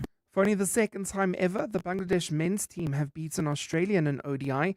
The first win in 21 years was a humbling 86-run victory, and Serena Williams was back on the court and back in the winner's circle alongside doubles partner Victoria Mboko. Williams won her first competitive match in close to 4 years on the grass of Queen's Club. It was so fun. I had so much fun playing with Vicky. She really was able to hold up the team and really play big on the big points, and I could really rely on her. And we've never played together, but it just felt so natural playing with her. So it was actually really fun. I was watching some of the interviews where Serena couldn't quite remember when she first saw Boko the first time. Was it last year or was it the year before? Oh, it was last year. Oh, Listen, I actually thought that the way that she carried herself in those interviews, it was like she just missed the court and she was excited to be there. So, and Boko just happens to be the one. I mean, she's exceptional in herself. So yes, no, of course, makes total sense. But at Rita Eyewitness News Sport. EWN Traffic. This EWN Traffic brought to you by Outsurance. SMS out to 45142 now, and you could save on your car insurance. If you don't, you can ask them for 500 Rand. There are issues in the Calvin area, Amo. That's correct, Bongani. An accident on the N3 North right near the Baklu interchange. Delays from Vincent Chabalala Road coming out of Alexandra. If you are heading towards Sunning Hill, please try to use the Mike 1 North. And then if you are traveling within the Rivonia area, do expect heavy traffic volumes. Calvin Drive has an accident reported right near Rivonia Road, causing heavy traffic volumes at that intersection. And if you're heading towards Parkmore, more delays for you along Winnie Mandela Drive. This is just as you approach Republic Road. There's also queuing traffic within the inner city areas route. This is along Oxford Road, just as you turn out of the M1. Peak time delays there. I'll have more traffic updates for you. Stay tuned. There's more EWN on air, online, and on the EWN app. Seeing the Outsurance pointsman on your route is like the feeling you get when you complete and submit a work project before the deadline. It just makes you feel good. The Outsurance pointsmen are traffic heroes, easing congestion, helping everyone get to where they need to be quickly and safely for the past 20 years. It's just another way you always get something out. In proud partnership with 702, show them some love using hashtag pointsmanlove. Outsurance is a licensed insurer and FSP. The world's best male and female paddle players are coming to South Africa.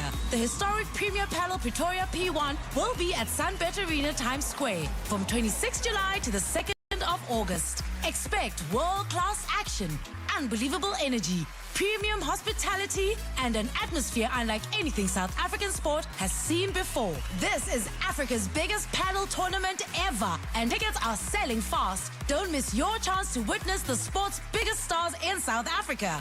Get your tickets now at primemediaplus.com. In fitness, as in finance, endurance is key. If you're 55 and older, you can get an interest rate of up to 10.25% with a Nedbank Electronic Optimum Plus account. Now, feel the earn. Invest within 2 minutes on the Money app and get money fit with Nedbank. See money differently. Nedbank, we're a licensed FSP and registered credit provider. T's and C's apply. For more info, go to nedbank.co.za. Mzansi, Akwele asked, and you chose. The brand new delicious mango sparkling flavor is here. And now, it's time to win. Akwele is giving away grocery vouchers and airtime every day. Plus, you could win one of 2 Suzuki Swift cars. To enter, get your Akwele Mzansi mango in store and find the unique code under the cap. Sunshine, joy, and refreshment in a bottle. That's the new Akwele Mzansi mango. T's and C's apply. In the AI race, most businesses are left to figure it out on their own. But what if the ultimate AI assistant was already built into the tools your team uses every single day? So today we'll be in conversation with the leading Google Cloud distributor, DigiCloud Africa, to explain how to securely scale, collaborate smoothly, and get real ROI from AI.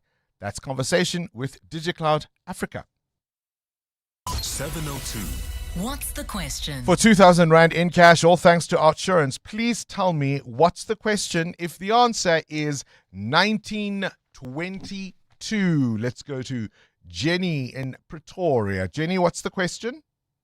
In which year was legendary actress Judy Garland born on this day? Yes, indeed. That is absolutely the question. Jenny, are you a fan? Were you a fan? I was a fan. Yes, I did watch The Wizard of Oz. I am old enough. How long ago? Yeah, I was about to say, how long ago? Jenny, let's see. Let's take you down memory lane and let's see if you remember Somewhere Over the Rainbow by Judy Garland. I do. I remember that Can you song. sing it? Where somewhere over the rainbow. I tell you what, we'll leave it to Judy to sing it. Jenny, congratulations! You've won yourself 2,000 rand in cash, all thanks to 702 and Outsurance. Yes, indeed, it is the birthday of the legendary Judy Garland. Outsurance can't improve your parallel parking skills, but they could improve the car insurance premium you currently pay. Get a quote today, and if Outsurance can't save you money on your car insurance premium, ask for 500 Rand cash. Make that 1,500 Rand if you've been claim-free and with the same insurer for 3 years. Get a quote and get savings or cash. Either way, you win. SMS out to 45142. That's out to 45142. Outsurance. Licensed insurer and FSP. T's and C's online. FlySafair's winter win back is heating up with so many travelers already winning the value of their flights back. And you could be next. Simply book flights in June or July and stand to win the value of your airfare back as a FlySafair voucher. Lock in that mid-year break and your bucks might be coming right back to you soon for your next escape. Book at flysafair.co.za. Excludes taxes and fuel surcharges. FlySafair, for the love of flying. T's and C's apply. Tabo's got 6 buckies running around fixing pipes, chasing invoices from Sentin to Soweto. They don't rest. But when one gets messed up in traffic, yo! That's not a scratch, my guy. No bucky, no money. But with Budget's affordable business insurance, Tabo's fleet is sorted. So when expensive days happen, his hustle keeps rolling. Visit budgetinsurance.co.za for a business insurance quote today. Budget is a licensed non-life insurer and FSP. T's and C's online. Have you heard of the respiratory syncytial virus, RSV? Most parents haven't, and even though 2 or 3 babies will be infected by it before their first birthday, for most babies, RSV causes mild cold-like symptoms, but for some of them it can get worse and lead to bronchiolitis. Bronchiolitis, or I know bronchiolitis or pneumonia, which might require a trip to the doctor or even lead to hospitalization. Well, Sanofi is working to support families during RSV season by sharing guidance on simple preventative steps to keep your baby safe. 702. 702. What's gone viral? With Kabazela. So whoever does, I've decided, whoever does what's gone viral will forever be named Kabazela. Jonathan Fairman is out for the week. I think he's on holiday, enjoying pink drinks with umbrellas somewhere. So Rofiwa has decided to be Kabazela this morning. Kabazela. Good morning to you, Bear. There we go. There we go. You've got it right. You've got it right. Well done. Well done. You did that too well. All right, let's talk about life's lessons. I thought this was a fantastic video, but I'll let you tell the story. Absolutely, Bongani. It was a fantastic video. Bongani, in this clip, you'll hear a 50-year-old woman who has obviously had life experiences and can now gauge what was worth pursuing, what was worth letting go, what was worth her time, and what was worth not her time. But before we discuss, let's just take a listen to the clip. I'm 50 years old. This is the life advice I would give you on what is worth it and what is not. Okay, here we go. So these are our age 50 goals. These are like general goals that a lot of people think that they should have achieved by the age of their 50. Okay, what's first? We've got marriage. Guys, you've been sold a lie. I'm going to give that a 2 out of 10. That's a 2 out of 10 from me. Basically, as a woman, you are a paid slave. That's a 2 out of 10 for me. Yes, there's companionship. Yes, there's that shit, but 2 out of 10 for me. Kids, I'm going to give it a 3. 3's not bad. I would say 3 until they're about 18. Then maybe it might be more. My kids are still little, so it's a 3 for me, yeah? It's a lot of work with not a lot of reward, yeah? Is all of the work you do worth a hug? Not sure if it is. Owning your own home. Now, that's not bad, actually. I don't mind that. I'm going to give that a 7. Oh, wow. Okay, so she's looking back as a 50-year-old and deciding, what was worth it? Those things, they sell you, right? Yes, absolutely. Marriage, 2 out of 10? Mm-hmm. Yeah, I agree with her. Kids, 3 out of 10. I actually do. Yeah? Because you think so? Hold on. Mm-hmm. Everything you do especially for the little ones, all you get is a and a cute or smile. a hug. That's it. Uh-huh. Your sleepless nights, the worry that when they get older, much older, It's and more beneficial. Oh, and you've just got this homegrown friend, right, that you raised. So that makes it. Then the score starts climbing. But she also goes on. She also goes on and she speaks about other things in life. Yeah? Your career. I think she gave being in a management position a 2 or 3 out of 10. Because she says people don't know what they're doing. You know, and traveling. She 10 also out of 10. mentioned traveling. She said 100 out of 10. For traveling. So the question we would like to pose there is, if you could share one life lesson from your life, what would you say was worth fighting for, and what was simply not worth losing sleep over? And maybe perhaps on top of that, rate it from 1 to 10. I think this is going to sound like I'm being, whatever, but I think peace of mind. Peace of mind is one of those things they don't tell you the true value of until you have it or until you lose it. As an adult, peace of mind, up there, 10 out of 10. 702. Feedback with Baphelile Sambo. Baphelile Sambo, I'm not going to call you Kawazela. Oh, no. I still remain Baphelile. Sambo. Good morning to you, Bongani. Today, we asked 702 lenders a simple question. Yeah. Which word always trips you up when it comes to spelling? Yeah. So, before I bring you the producer's desk feedback, the tables have turned slightly, Bongani. Yeah. The listeners want to know, as the quiz master yourself, the man who teaches us new words every morning, which word still defeats you when it comes to spelling? So the difficulty is, now that you've told me, now that I'm deliberately trying to be switched on, I can spell it top of my head. But a friend of mine sent me one that I struggle with too. Maneuver. Yes. Definitely is one I have to think a lot about. Atrocious. That Are you can going be so far away? Atrocious. Penchant. But I can spell that because it's just penchant. Yes. You also taught me a word today. It's shortened for arbitration, but you said arb. Yeah, which I found interesting. Arbitrary, not Yes. arbitration. Oh, yes, that's the word. Yes, it's a very odd thing to say. What else you got? Also from the producer's desk, the trend is pretty consistent. It's the double letters suspects causing chaos, those sneaky double M's like accommodation, and the word appreciate, or the word embarrass. People find it so difficult to spell. Embarrass. Memorabilia. There's one. Yeah. And then, Bongani, on a completely different note, our 702 lenders also asked where they can catch the 2026 Comrades Marathon that is taking place this Sunday. And for anyone planning to follow the action, you've got options. You can stream it live on the official Comrades Marathon YouTube page or tune into SuperSport Variety channel. It's the DSTV channel 209, and coverage starts from 4:30 a.m. and runs through the Fool's Day race.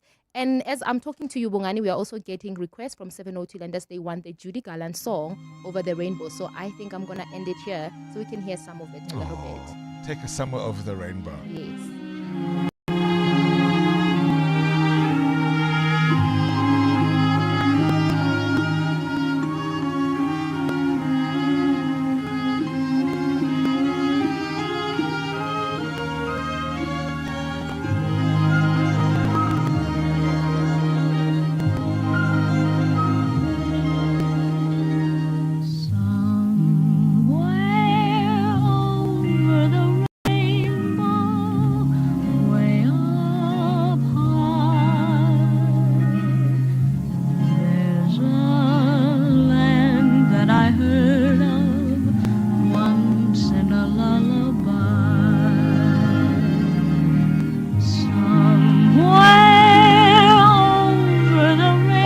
The legendary Judy Garland, born on this day in 1922. She was, of course, in The Wizard of Oz. She's also the mother of Liza Minnelli. Did you know? This is the original Wizard of Oz version of Somewhere Over the Rainbow. More conversations, more interviews to come after this Eyewitness News, brought to you by Momentum. Financial advisors help you have a better shot at generational wealth. Speak to a Momentum accredited financial advisor. Momentum is part of the Momentum Group Limited, an authorized FSP and registered credit provider. This is EWN. A shooting claims 12 lives on the East Rand, and a Hawks officer is set to continue with explosive cocaine bust testimony. Good morning, I'm Sfiso Zulu. At least 12 people have been shot dead and 9 others injured in Cleveland on the East Rand. Police say the attack happened before midnight at the Jumpers Informal Settlement. Officers responding to the scene found multiple victims with gunshot wounds. Gauteng Police spokesperson Dimakatso Nebuwuli says the cause of the attack is being investigated. It is alleged that more than 10 suspects were dropped off by a white Toyota Quantum near a petrol station in Cleveland. The suspects allegedly entered the informal settlement through both entrances and moved through the area, opening fire on residents and community members at multiple locations before fleeing the scene in the same vehicle. We'll bring you more details on this developing story. A Hawks narcotics officer who accused his superiors of improper conduct during a major drug bust in the south of Johannesburg is expected to continue with his testimony at the Madlanga Commission today. The officer, known as Witness I, started his explosive testimony yesterday about the July 2021 operation. Police seized more than 700 kilograms of cocaine worth 300 million rand from a truck. But the bust had come under scrutiny with allegations that some officers were trying to steal the drugs. Tabiso Goba reports. In 2021, Witness I was the team leader of the South African Narcotics Enforcement Bureau. The bureau, which falls under the Hawks, deals with investigating and dismantling of drug trafficking networks. Witness I says when he reached the scene, he found Crime Intelligence Top Cop Major General Feroz Khan and Gauteng Hawks Head Major General Ibrahim Kadwa. He says that generals used their rank to stop him from processing the scene. The fact that General Khan took driver of truck where he was contained and moved him away from the scene so he can disappear. This was clear manipulation of members and the misuse of authority to pursue undisclosed or improper objectives is unacceptable and must be addressed within the framework of the law. Witness I continues with his testimony today. Tabiso Koba, Eyewitness News. Johannesburg Mayor Dada Morero has told MPs that a turnaround of the country's biggest metro won't happen overnight. But he says the city is performing, and it's not true that no successes have been registered as it deals with its challenges. Morero and its city executives face a grilling by Parliament's Standing Committee on Public Accounts yesterday.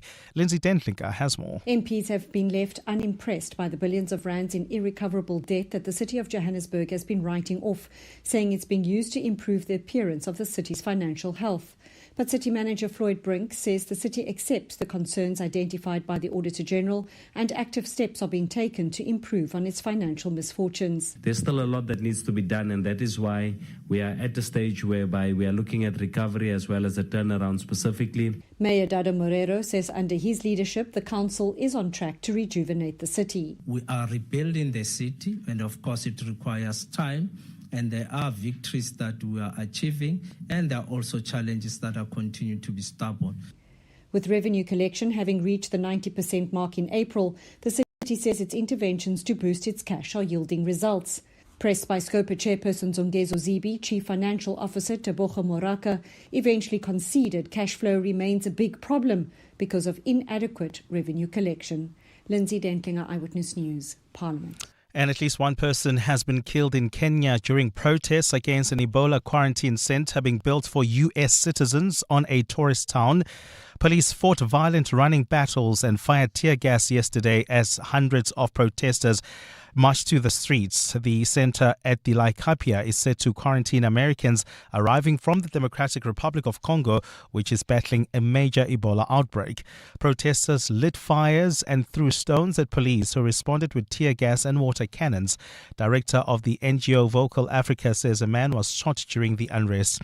Kenya has never recorded a case of Ebola, and many oppose the idea of bringing potential carriers of the highly contagious disease into the country. So we are rejecting Ebola, and we are saying the American going to take their Ebola and go back to their country. How can you bring it here in Nanyuki? And yet our healthcare system is not yet in good condition. The facility is not good for Kenyans because eventually with the crippled health system that we have in the country and in the county as well, that disease is finally going to creep out of the facility. Gold is trading at $4,175.62 an ounce. The rand is at 16.56 to the dollar, 22.15 to the pound, 19.11 to the euro. Brent crude oil is at $92.09 a barrel. And in the traffic, we've got delays on the N3 North. This is between Modderfontein Road and the Baklu interchange. And there's also queuing traffic reported along the N1 North between Malibongwe Drive and Rivonia Road. And in your sport, Cape Town City and Magezi meet in a PSL promotion relegation playoff today. A must-win for both as Milford's at top of the table, 3 points clear of the pair. While internationally, we have warm-up games with the FIFA World Cup set to start tomorrow between Bafana and Mexico in the opener. A partly cloudy day in store for Gauteng. The temperatures will peak at highs of 17 and 19 degrees. The breaking story in EWN this hour. At least 12 people have been shot dead and 9 others injured in Cleveland on the East Rand. EWN, in touch, in tune, and independent. For the latest, visit ewn.co.za or download the EWN app. They say the early bird catches the worm. Great advice, unless you're the worm. Generic so-called wisdom doesn't work for everyone, so I settle for a financial plan that's one size fits some. Momentum accredited financial advisors take the time to get to really know your unique situation. Advice meets your context. Momentum, your journey to success. Momentum is part of Momentum Group Limited, an authorized financial services and registered credit provider. On Sunday, 26 July, 7:02 Josie My Josie Walk the Talk unites us all in the iconic Joburg CBD. 7:02 Walk the Talk. Enter now on primemediaplus.com. This Youth Month, 702 Breakfast with Bongani Bingwa commemorates the youth of 1976. Let's walk the talk. This is Breakfast with Bongani Bingwa on 702. Let's walk the talk.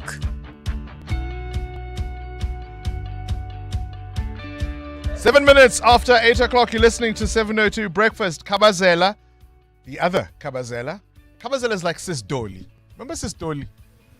There was never one Sis Dolly. People used to apply. In fact, I think there's a movie out where somebody applies to be the latest Sis Dolly, the agony auntie. So Kabazela now is going to be whoever's in the seat. Jonathan Fairbairn, of course, has the job for as long as he wants it, but he's away on holiday. Rafua today was Kabazela, asking, looking back as you get older, what was a scam? What was a jam?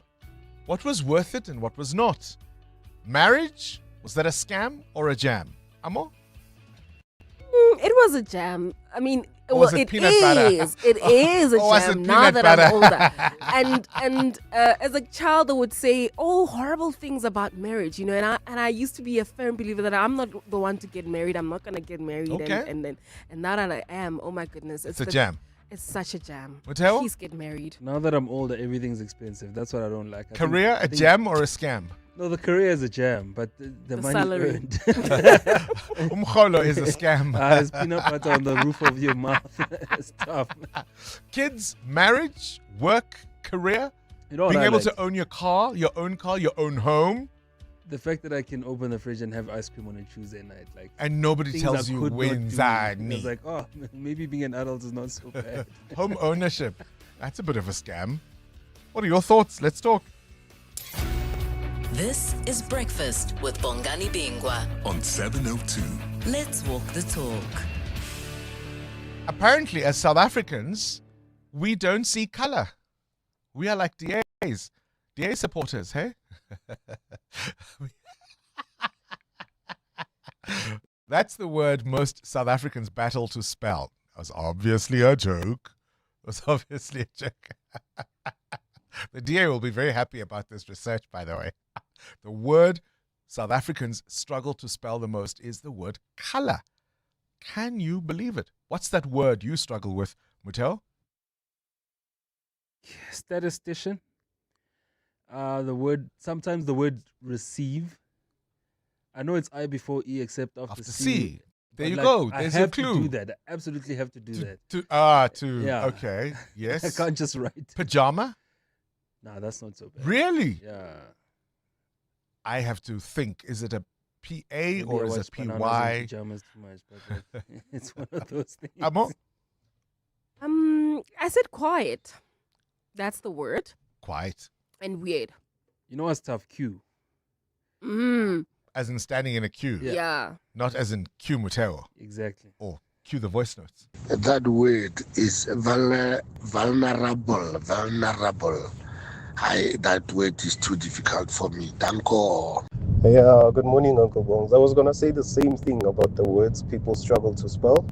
I think with the words labor, some of us want to add a U, but when you go on the internet, there's no U. I think it's the same issue with color. The two words that I struggle with are spaghetti and cappuccino. For me, it's lieutenant. Good morning, Bongani. A word that trumps me is breathe versus breath.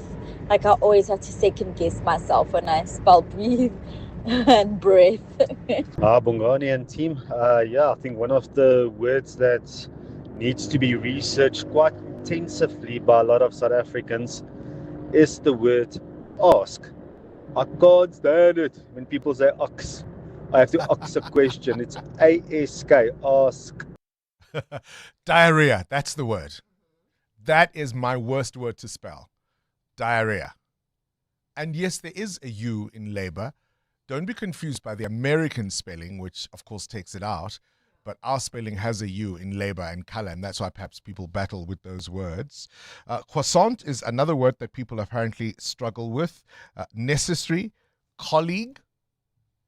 When do people use the word croissant? Like texting Please someone. get me fresh croissants from you're Furnos. Living nice, guys. That's what some colleagues text, Muteo. They offer you croissants. Would you like me to bring croissants tomorrow morning? Yeah, do. Some colleagues. You're living nice. Right? But not you, clearly. Scissors is another one that people struggle with. Scissors. Doctor, is it Mutlatsi in Johannesburg? Mutlatsi. Yes, I was saying, Bongani, how are you? I hope you're well. I'm always well. You struggle with names. Sesotho names. Babalo. You'd say Babalo, it's Babalo. It's a double L at the end. Tibello. Mabatu is a double M at the beginning. Mabatu. Okay. So just to say, yeah. Lesson learned. Lesson learned. All right. Remember, so Babalo.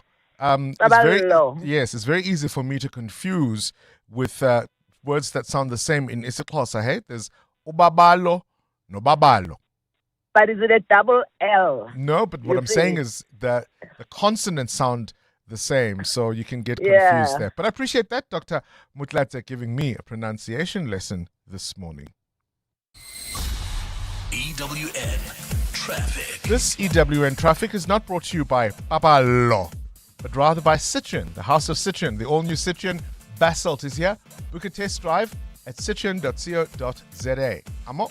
Well, Bongani, we have got delays on the N3 North between Vincent Chabalala Road and the Baku interchange. An accident reported there. And we still have got that one in Rivonia along Calvin Drive approaching Rivonia Road, causing delays while heading towards Parkmore. Bumper-to-bumper traffic at the intersection of Winnie Mandela Drive and Republic Road. And if you're heading towards Lone Hill, do expect heavier traffic volumes along Main Road towards Witkoppen Road. An accident reported there as well. I'll have more updates. Do stay tuned. There's more EWN on air, online, and on the EWN app. The all-new Citroen Basalt is here with keyless entry, wireless Apple and Android plates made to look good and to make life easy. And that 470-litre boot, well, it's ready for every outfit change and then some. The all-new Citroen Basalt Coupe SUV from 354,000 Rand. Register now for the limited launch deal assist of up to 40,000 Rand. Book a test drive today at citroen.co.za. T's and C's apply. 702 salutes the youth of 1976 who dared to walk the talk has done so many things and change the course of history forever. 702 Josie, my Josie, Walk the Talk is calling on you to walk with the people, for the people, on Sunday, 26th July. Babi Zabonke. This year you can choose 3 different inner city routes. The 8-kilometer route will take you from what goes along 44 Main Street, and it takes you from Ellis Park through Maboneng, Jewel City, past the Field of Dreams, the Maharishi Invincibility Institute. You go through the Main Street Precinct, Gandhi Square, past Carlton Centre, and you finish off back at Ellis Park. So whether you're taking on 8Ks, 5Ks, or 15, enter now on primemediaplus.com and get ready for the 702 Josie, my Josie, Walk the Talk, hosted by the city of Johannesburg. I'm Samela Kilpoy, an actress and a mum. Do you know what's in your cupboard? I've been trying to be intentional about the food I buy and keep in my cupboard. Unhealthy packaged foods can lead to hypertension, heart disease, and diabetes. Support front-of-package warning labels on unhealthy packaged foods, high in saturated fat, sugar, and salt. Join me. Sign the petition on healer.org. That's HEALA.org. You know when your people are giving their best, not because they're pushed or pressured, but because they feel supported. And support is making sure they're covered. So if something happens, they can get the care they need. FlexiCare Health Insurance makes it simple for every business to protect their people with affordable health cover. You care, we cover. For a tailored FlexiCare quote, speak to your financial advisor today. FlexiCare is underwritten by ANG, a licensed non-life insurer and FSP, and administered by Discovery Health, a licensed FSP. The Money Show. Weekday evenings at 6. The ratings agency Fitch is upgrading its rating of South Africa for the first time in nearly 21 years. We're certainly not out of the woods yet. It's good that there is some fiscal consolidation, and sure, the ratings agencies have paid attention and they have marked us up because of that. And I think there's a strong message to government here is get your house in order and you will be rewarded. George Glenos is the director and head of research at ETM Analytics. The Money Show on 702. Let's walk the talk. The Money Show with Stephen Grootes is brought to you by ABSA Rewards. Get double cash back depending on your rewards tier when an African team scores and wins at the FIFA World Cup 2026, courtesy of Visa. Use your ABSA Visa card at rewards partners on match days to score. Join ABSA Rewards on the banking app. Your story matters. ABSA is an authorized FSP and a registered credit provider. T's and C's apply. This is Breakfast with Bongani Bingwa on 702. Let's walk the talk. 18 after 8, and now we're in conversation with the leading Google Cloud distributor, DigiCloud Africa. So what if the ultimate AI assistant was already built into the tools your business uses every single day? Today, we're in conversation, as I say, with DigiCloud Africa. They're here to explain how to securely scale and to collaborate smoothly and get a real return on investment as far as AI is concerned. So DigiCloud Africa CEO Gregory McLennan is here to tell us a little bit more about this. Gregory, a very good morning to you and welcome to 702 Breakfast. Morning. Thank you for having me. I've got to put you on the spot firstly. What are those words you can spell without AI? We were talking about it earlier. Onomatopoeia. O-N-O-M-A-T-O-P-O EIA. You still remember that from school, drilled into us to death. Listen, everybody's talking about AI these days, and of course, every software company you can think of can easily slap AI as a label on their product, and that's a good way to hike up prices, right? Yes, and it kind of feels like everything's got AI just bolted on. I kind of feel like my water bottle's going to have AI at some point. These mics have AI, assisted by AI. But let's talk about Google Workspace. I mean, what are you doing that's different there? Surely it's not just high-tech marketing. Yes, and I think where it is different to, well, my water bottle having AI is that, Google bought DeepMind in 2014 has been integrating AI, and not just generative AI, but machine learning and all those technologies for more than a decade now. And I think when it comes to AI and when we're looking at it broadly speaking, it has to make a difference. It has to be effective. And where Google's workspace offering is so different is that it's integrated within the suite top to bottom. So it's not a bolt-on. It's very much essentially a part of the product. One of the most exciting tools I have used, old me, right, little old me, is being able to turn dense material, it could be a contract, and be able to turn that into a podcast in a way that's digestible and understandable using AI to have a discussion. I think that's been absolutely fantastic.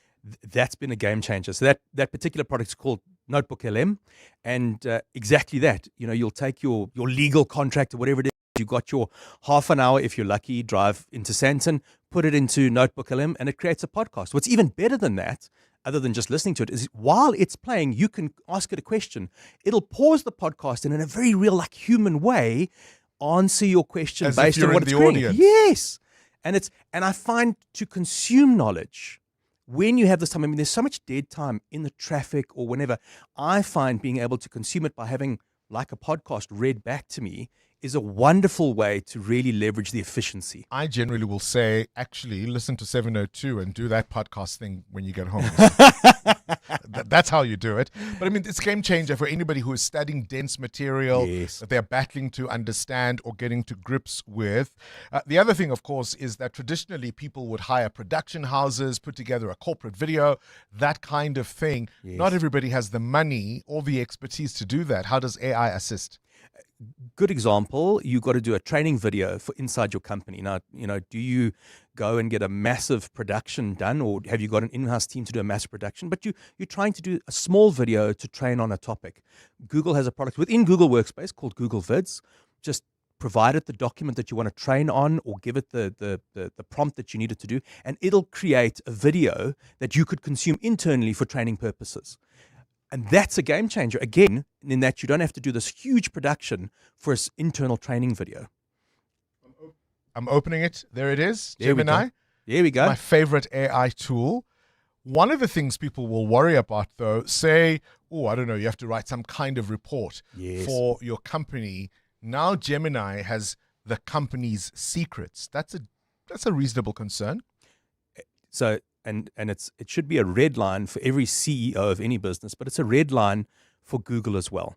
So when we talk about Gemini within Workspace, so there's so many derivatives of Gemini. So not Gemini on the internet, but Gemini within Workspace. That Workspace Gemini instance that you have, which is Gems and Gemini, whatever the story is, that's siloed inside your business. And like I said, that's a red line for Google as well. What's also nice about Gemini within Workspace is you're not asking the internet at large to solve your problem and then getting some other solution. You're taking your information, putting it into a Gem and Gemini or into a notebook within a Notebook LM, adding it as a source so that it is just looking at your information, not everything, and it is siloing it. Google is not learning on that information. Yeah. That information is siloed to your organization. So just as a roundup of our conversation, for anybody who's listening to us right now, who runs a business or perhaps is even in a corporate career, how do you use these tools that are readily available more effectively? And I think that's a big thing. We've learned so much over the last 3.5 years where, a couple of years ago, people would just be like, well, I've given everyone a license. Why is everyone not 30% more efficient? And, has AI made the decision yet? And that's not how it is in 2026 June. It's very much a case of you need your policies, you need to have responsible AI use, and you need to have the human in the loop. So how do you have all of that? Well, we're a partner that has 200 resellers that can work with you. They've got the skills, they know what to do. But this is not the sort of thing that you just give people a license and say, come back when you're 30% more efficient. That's a recipe for disaster.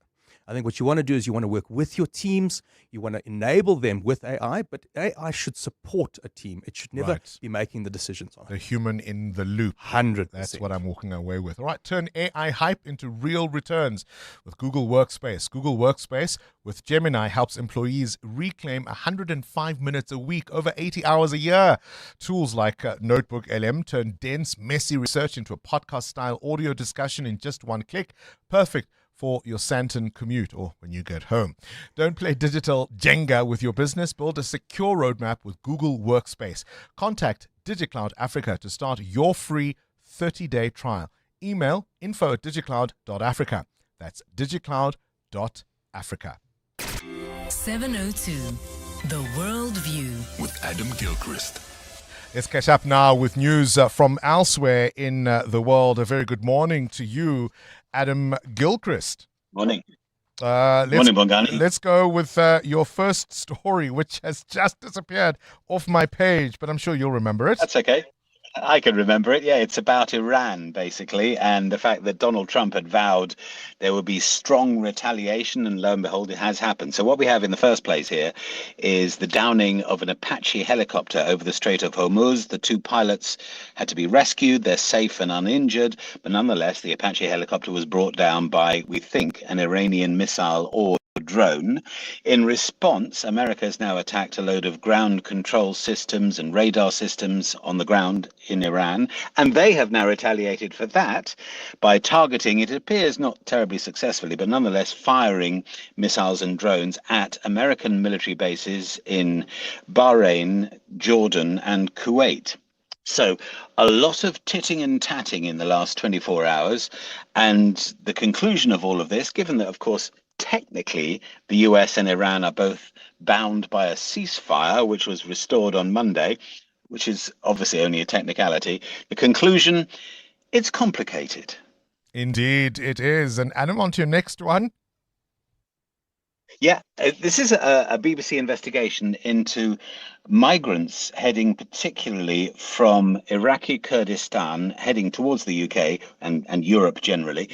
But what happens to them en route? Now, we know all sorts of unspeakable things can happen, but this particular investigation has taken evidence from people who end up as hostages, relatives of those who've been killed or who've been captured, and two members of the smuggling gang itself, all from Iraqi Kurdistan. They were being guided from that part of the world through the Middle East, through North Africa to Europe, but they were captured in Libya by a militia who then demanded a ransom of $5,000 from each family. If the families didn't pay up, they said they would harvest their captives' kidneys, which is a little grim. And indeed, there is evidence in this report that incisions were made. Whether they were full organ removal operations, can't really tell, but incisions were made. Former hostages say they were kept in cramped conditions, 180 sharing a cell at a time. And these stories have all gone back to Iraqi Kurdistan, but a senior official there, Hem Marani, says it hasn't stopped the flow. Despite the really grim stories of kidnap and torture and so forth, it has not stopped people's inclination to try to find a better life somewhere else. In his words, we do not learn. Gosh, we don't. Okay, I did learn. I found the document, Adam. Our last story, looking at World Cup fan issues. We were talking about the Somali referee yesterday, and now many fans not being allowed. Yeah, some absolutely finding the same experience as Omar Artan. I mean, an 11-hour grilling by immigration officials to be told, no, you can't referee at the World Cup. For fans, it can be just as fraught. And we've already talked about how expensive it can be. But, oh my word, there are US travel bans on 4 competing countries at the World Cup. So that's basically no go. And 8 others have visa restrictions. And the visa rejection rate in 11 countries, 11 competing World Cup countries, the visa rejection rate is 40%. For fans in Senegal and Ghana, it's more like 70% are being told you can't come in. In some cases, you had to get a pricey visa 7 months ago. So that's before you could buy match tickets. So which did you buy? Did you buy the visa hoping to get tickets? Or if you bought the tickets, it's too late to get the visa. The USA is hosting something like 75% of all the matches, but both Canada and Mexico have issues too. Canada insists on biometric scanning, but there are no biometric scanners in Iran or Cape Verde. Mexico requires in-person interviews before you can get a visa to go to Mexico, and 8 World Cup nations don't have a Mexican diplomatic presence. That's Cape Verde, the DRC, Tunisia, Ivory Coast, and Senegal, and others. Do you know what? Next time in Spain, Portugal, and Morocco, let's hope it's a lot easier and a lot more fun, eh? Or just give it back to South Africa. We're still rated the best hosts since the start of this thing. Adam Gilchrist with this morning's Worldview. We haven't had one for a while. EWN Business. 29 after 8, Mateo. Let's talk SPAR. Mixed results for the retailer. Yeah, posting some results before the markets open at 9 a.m. SPAR says group revenue from continuing operations increased by 3.6% to 67 billion rand for the 26 weeks ended in March. The group says gross profit margin was at 10.5%, broadly in line with the prior period of 10.7%. Operating profit, though, was down at 740 million rand. And the previous year, it was 1.3 billion. The group says net debt also increased to 7.3 billion compared to 5.4 billion that was reported last year. So a bag of mixed results for them. Yes, doing well in terms of operations, up 3.6%, but the debt up 7.3% currently. All right, let's get straight into our GDP figures. Yeah, South Africa's economy grew modestly in the first quarter of the year, with GDP increasing by 0.5%. I guess it's better than negative growth. On a year-on-year basis, the economy is up 95 billion rand, a 2% increase. The strongest growth came from finance, real estate, and business services, while agriculture, trade, tourism-related industries, and transport also contributed to the economy. Manufacturing, though, remains a big problem for the South African economy, shrinking by 0.8% and weighing on overall growth. A weak performance in chemicals, plastics, petroleum products, and steel production contributed to that decline. The overall nominal GDP is estimated at approximately $480 billion. Investment also remains a concern for South Africa. The fixed capital formation falling by 1.1%, meaning money not really coming in terms of investments in the country. So we still have to sell our business case once more. But otherwise, growth not good enough to create those much needed jobs. So where is the rand? 16 Rand 53 against the US dollar, weaker this morning. 19 Rand 10 cents against the euro. 22 Rand 14 cents against the British pound. Price of gold is down 1%, $4,209 an ounce, while platinum is at $1,679. It's down 2.5%. Brent crude at $91 a barrel. I'll bring you more business later this afternoon. Straight to the news desk we go. And of course, don't forget, it being a Wednesday, a little later we'll speak to another corporate that cares. Today, it's the Development Bank of Southern Africa. In the meantime, Sfisa Zulu, what do you have? Thanks, Bongani. Good morning. It's a developing story. Police are investigating a shooting that claimed at least 12 lives and left 9 others injured in Cleveland on the East Rand. Police say the attack happened last night at the Jumpers Informal Settlement. Gauteng's police spokesperson, Demakatso Nebuli. It is alleged that more than 10 suspects were dropped off by a white Toyota Quantum near a petrol station in Cleveland. The suspects allegedly entered the informal settlement through both entrances and moved through the area, opening fire on residents and community members at multiple locations before fleeing the scene in the same vehicle. Staying with crime in Gauteng, the province may have recorded decline in several major crime categories, but the latest figures show organized crime groups continue to target freight transporters and cash-in-transit operations. Truck hijacking spiked in March, with Ekurhuleni accounting for 37.1% of recorded incidents, followed by Tshwane at 19.4% and Sedibeng at 19%. Police say 25 of South Africa's top 30 truck hijacking hotspots are located in the province. Demakatso Leshuru has more. Alberton Orange Farm, Germiston, Mamelodi East and Kempton Park emerged as the province's leading truck hijacking hotspots, all recording increases during the quarter. Provincial Head of Crime Registrar Brigadier Mpocha Kalani explains. The remainders of our truck hijacking station for quarter 4, they have contributed 86.5% towards the provincial figure for quarter 4. Meanwhile, cash-in-transit heist robberies also increased, with 15 incidents recorded during the quarter, 2 more than the same period last year. Chakalani says Johannesburg accounted for more than half of all cash-in-transit heists recorded in the province. 7 of the attacks occurred during the so-called cross-pavement operations, where cash crews are targeted while moving money to or from vehicles, while the remainder involved direct attacks on armored vehicles traveling on public roads. Timakatso Leshoro, Eyewitness News. The Hawks have issued an urgent appeal for public assistance in tracing 4 children who vanished without without a trace from their home in the Eastern Cape.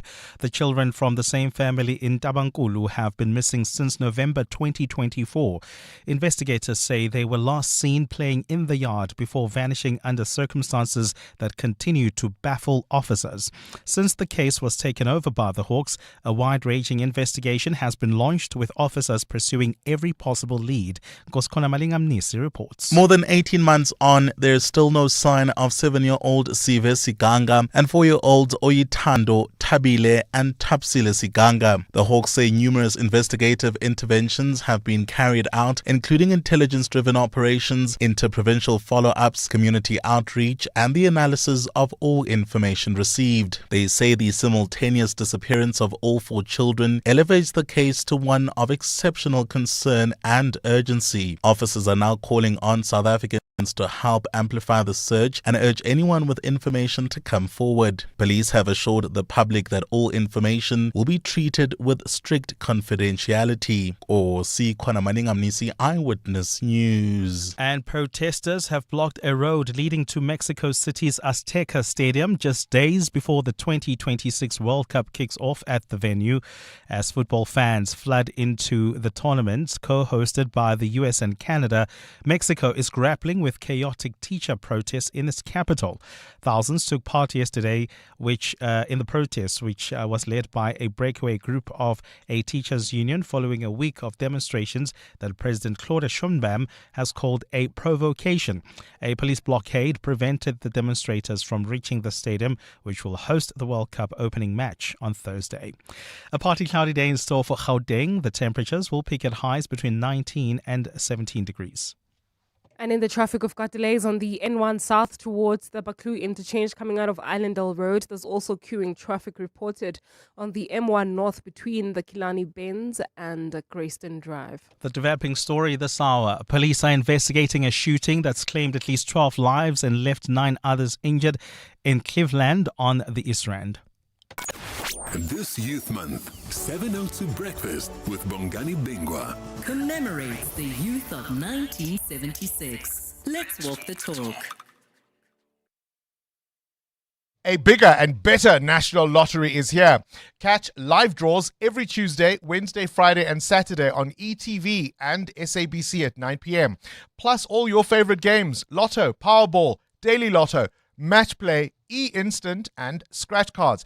Play online at retailers or on your banking apps. The National Lottery. Mo plays, mo chances, mo millions. Players must be 18 years or older. Play responsibly. The National Lottery is officially operated by Sizekaya. Doing your famous through meetings, in traffic, at the store. Don't let seasonal hay fever get in the way of a better you. Unite against allergies with Demazin once a day, providing 24-hour non-sedating relief from symptoms like a runny nose, sneezing and itchy red eyes.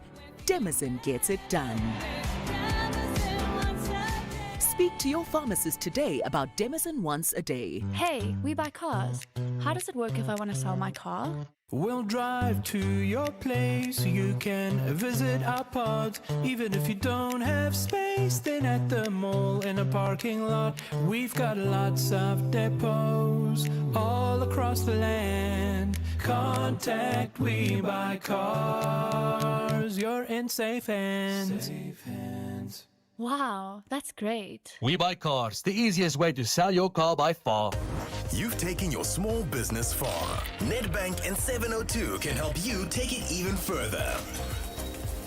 How important is it that a campaign like Nedbank Business Ignite recognizes not only entrepreneurs but people who solve problems? It is important because being an entrepreneur can be a lonely journey. You go through a lot of challenges, and when you do have those victories, there's no one to recognize you. This competition definitely does that. And what we're doing differently this year, we actually decided to touch base with our past winners to find out what they've done since winning the competition. I mean, my mind was blown in terms of what these guys have achieved. Nedbank Business Ignite with 702. Enter now on primediaplus.com or igniteyourbusiness.co.za and you could win 200,000 Rand. T's and C's apply. See money differently. Nedbank, an authorized FSP and registered credit provider. 702. WhatsApp Bongani on 072 702 1702. Hey, morning, Banks, Operating First Doras. Bongani, for the city of Joburg, I'm very disappointed in the so-called Dadamrero. You remember the ANC gave us Kabelo Kwamanda. He knew nothing. You learn on the job. Just like what you are saying, they appoint someone who knows nothing and then they'll learn on the job. I'm just saying to Gog Helen, man, she must pull up her socks. Guys in Gauteng, Ekurhuleni, please give Gog Helen a chance, man. Let's see what's going to happen. Thanks a lot, Bongs. Hey, Bongani, you're surprised by these appointments. Even at national, you can take the whole strand of these ministers and just pick one. Tell me, and we get impressed by people that do, pick low-hanging fruit and say, this person performs in this thing. But they're not expecting that. And then, just yesterday we were celebrating a 0.5 growth in economy. Yeah. But anyway, it's one of those things that we live with and gotten used to over the last 32 years. Marcus, Cape Town. I don't think we should get used to it. I don't think we should live with it, right? When politicians tell us that they don't necessarily find people who are experts in terms of the various areas they appoint them to, but that they learn on the job, that should concern us. That should bother us. I absolutely don't think we should accept it as a fait accompli and say that's what we get. We should vote. We should vote and make sure that the people we vote for do know what they are doing. And as I've said, and I'm going to keep saying until November, get your friends, get your family, make sure the people in your life, the people around you are registered and will vote. I'm not so much interested in who you choose, but that you choose. See what I mean? I don't think we should accept these situations and these explanations. Absolutely not. Good morning, Bongani. Bongani, listening to what is happening around these World Cup preparations, it looks like it's a shambles. Now the Iranian supporters cannot get their tickets allocated to them. Somalian referee is not allowed to come into the US to referee. It's just stories after stories. It's really sad what is happening. I think there is poor organization of this World Cup, and this is as a result of Donald Trump. What else can it be? I'm thinking, I think for America to win the World Cup, Trump might say each and every team that's going to play against them, if their opponents win, then it's going to slap them with tariffs. I think that can be one way of getting them to win. Zuko, thanks. EWN Sport. Right? Yeah, just that.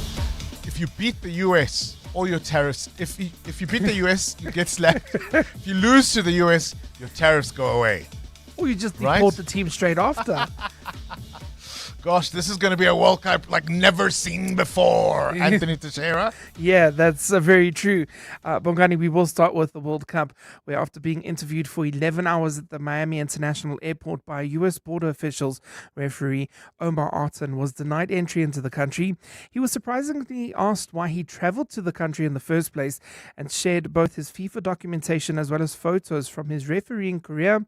AFP reporting that a U.S. official has now clarified why the rejection took place, telling them that the Somalian referee was denied entry into the country due to association with suspected members of terror organizations, therefore making him ineligible for admission. In a wrap of World Cup warm-up results, defending champs Argentina beat Iceland 3-0, Iraq lost 2-0 against Venezuela, goalless between Senegal and Saudi Arabia, DR Congo lost 2-1 to Chile. Well, this evening Portugal play Nigeria and England take on Costa Rica. Tomorrow evening is of course the big one. The 2026 tournament opener sees Bafana up against co-host Mexico. For the Netherlands, they start their tournament Sunday against Japan as their captain Virgil van Dijk. It's pretty warm. It was warm obviously in New York as well, but there are some changes. There are obviously players that are in a different stage of their career. So hopefully that will be all positive. There's still work to do, but if you want to achieve something, and that's something that we all dream and want. We have to be ready to fight. Well, this afternoon at the Athlone Stadium from 3 o'clock, we have the PSL Promotion Relegation Playoff with the penultimate game of the tournament. It's a must-win for both Cape Town City and Magezi, who find themselves 3 points off of tabletoppers Milford. More details coming out about West Ham co-owner David Sullivan's conduct. It's been revealed that the English Football Association prevented him from attending the Hammers women's and youth teams for the last 2 years due to safeguarding concerns. This follows an investigation by the BBC and the Times, which reported multiple women had accused the billionaire of abusing his power. He's denying that allegation and has resigned as co-chair and director of West Ham. In cricket, the English and Indian women will have one last outing ahead of the T20 World Cup from 11 a.m. as they test out their combinations.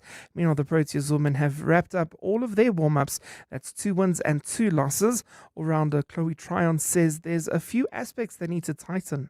There's still a couple of areas, I think, especially with the bowling. Probably just lost it a little bit in the middle and try to pull it back at the back end. It was a little bit too late, but those are lessons that we can learn. I still think that the bowlers can bounce back pretty quickly, but had good plans, just probably just didn't execute they wanted to. First match for them is Saturday afternoon against Australia. Anthony Teixeira, Eyewitness News Sport. 702 salutes the youth of 1976 who dared to walk the talk has done so many things and change the course of history forever. New year, new you, same trusted We Buy Cars since 2001. So whether you're buying or selling, We Buy Cars makes the process simple and seamless. Simply visit webuycars.co.za to complete the Sell My Car form for an offer, or browse through thousands of vehicles of all shapes and sizes, ready to buy or sell or trade in.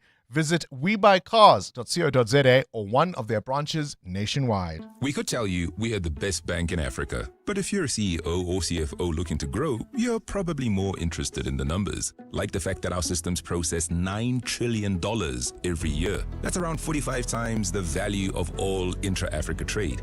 And that our custody network safeguards 17.7 trillion rand in assets. Those are big numbers. And a big reason to grow with us. Standard Bank Corporate and Investment Banking. Standard Bank is an authorized FSP and registered credit provider. T's and C's apply. A bigger and better national lottery is here. Live draws are back. Play at participating retailers, banking apps, and online. The National Lottery. More plays, more chances, more millions. Players must be 18 years or older. Play responsibly. The National Lottery is officially operated by Sizakai. EWN Traffic. 13 to 9. Amo, let's wrap up the morning's traffic.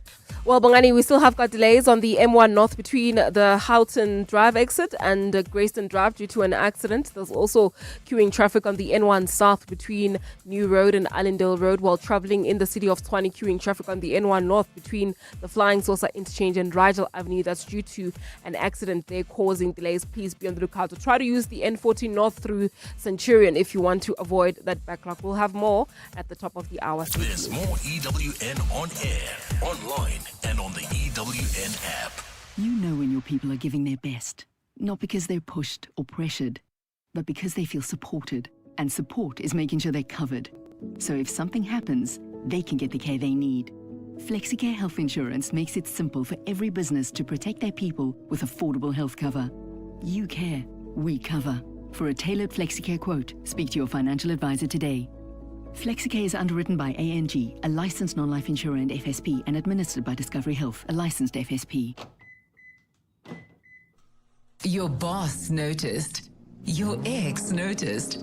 The neighbors definitely noticed. Because some cars say, I rented a car. And some cars say, I rented the car. Sani Sixt Rent a Car. Premium rentals. For people who don't settle. Choose the right car. Rent Sani Sixt on sani.co.za. In today's top stories: trade tariffs, droughts, housing crisis, the Middle East, AI, fuel crisis, hunger crisis. Current affairs affect your financial future. Unpredictable times call for a disciplined financial partner you can trust to deliver real value consistently. Reliable, trusted. Whatever hits the headlines, it's what makes us proudly predictable. Visit psg.co.za. Affiliates of PSG Financial Services, a licensed controlling company, are authorized financial services providers. Coming up On the Clement Manyatela Show. on 702. Between 9 and 12, Clement Manyatela is in studio. What's on the show this morning? Coming up on the show today, on the open line, we'll talk about Julius Malema and all that we're hearing from these court papers about his relationship with Feroz Khan. We'll also talk about the visit by the DA leadership to the Zulu king, and they presented him with an ox, which is seen as an insult in the Zulu culture. I'll explain why that's the case, but I want to broadly ask the listeners if they still remember like stuff about their culture and customs, or do you have someone you reference? Magnum Sebe Nzekaya. So that's the chat on the open line. 10 o'clock we do the healing hour, and today we are healing from the loss of identity and purpose, and at 11 o'clock we do our listener's choice feature, and today we're discussing franchising. Right, don't send Clement a bull. Between Hey 9 and guys, 12. this Clement. is Robert Marawa, Hollywood Bet's brand ambassador. Playing responsibly is part of the winning strategy. Make smart choices and continue to score. If you or someone that you know needs help, call the South African Responsible Gambling Toll-Free Counseling Line on 0800 006 008 or WhatsApp help to 076 675 0710. Hollywood Sportsbook is a licensed betting operator. Hollywood Bet supports responsible gambling. No persons under the age of 18 years are permitted to gamble. Winners know when to stop. When it comes to protecting your workforce, trust the workwear brand that has been protecting workers for over 150 years, Sweetall. Sweetall has overalls and uniform solutions for every industry, so your team is safe, comfortable, and ready to tackle any challenge. Visit our Boksburg showroom, shop A1 Atlas Road, Westwood, Boksburg, or go to sweetall.com today. Sweetall, we never let you down. Superior protective workwear since 1871. The pain of losing a loved one is never easy. It will leave you feeling overwhelmed. At Clientele, we understand that burying loved ones with dignity truly matters. Our funeral plans pay out cash within just 24 hours, and you receive 200 Rand airtime when you claim to make those important calls. Plus, we cover up to 13 people on one plan. SMS funeral to 31586. That's 31586. Clientele Life is an authorized FSP and licensed life insurer. T's and C's online. Standard rates apply. This is Breakfast with Bongani Bingwa. On 702. Let's walk the talk. It's a Wednesday, my favorite time of the week, I would say, corporates that care. This is, of course, where we put a spotlight on corporates, on individuals, citizens really, as we all try to make a difference in this society. Corporates that care. And today we're joined by the Development Bank of Southern Africa. Butumelo Mujapelo is their Chief Internal Auditor and is here to talk to us about how the Development Bank of Southern Africa is focusing particularly on early childhood development and the efforts and difference they are making in that key area. Butumelo, welcome to 702 Breakfast, and thank you for your time. Thank you, Bongani. Good morning to the 702 listeners. Good morning. I always ask the same question when we start this conversation. Why are you a corporate that cares? I'm going to ask you just come a little closer to the mic. Why are you a corporate that cares? So, the Development Bank of Southern Africa starts with the word D. And at the core of our mandate is development impact.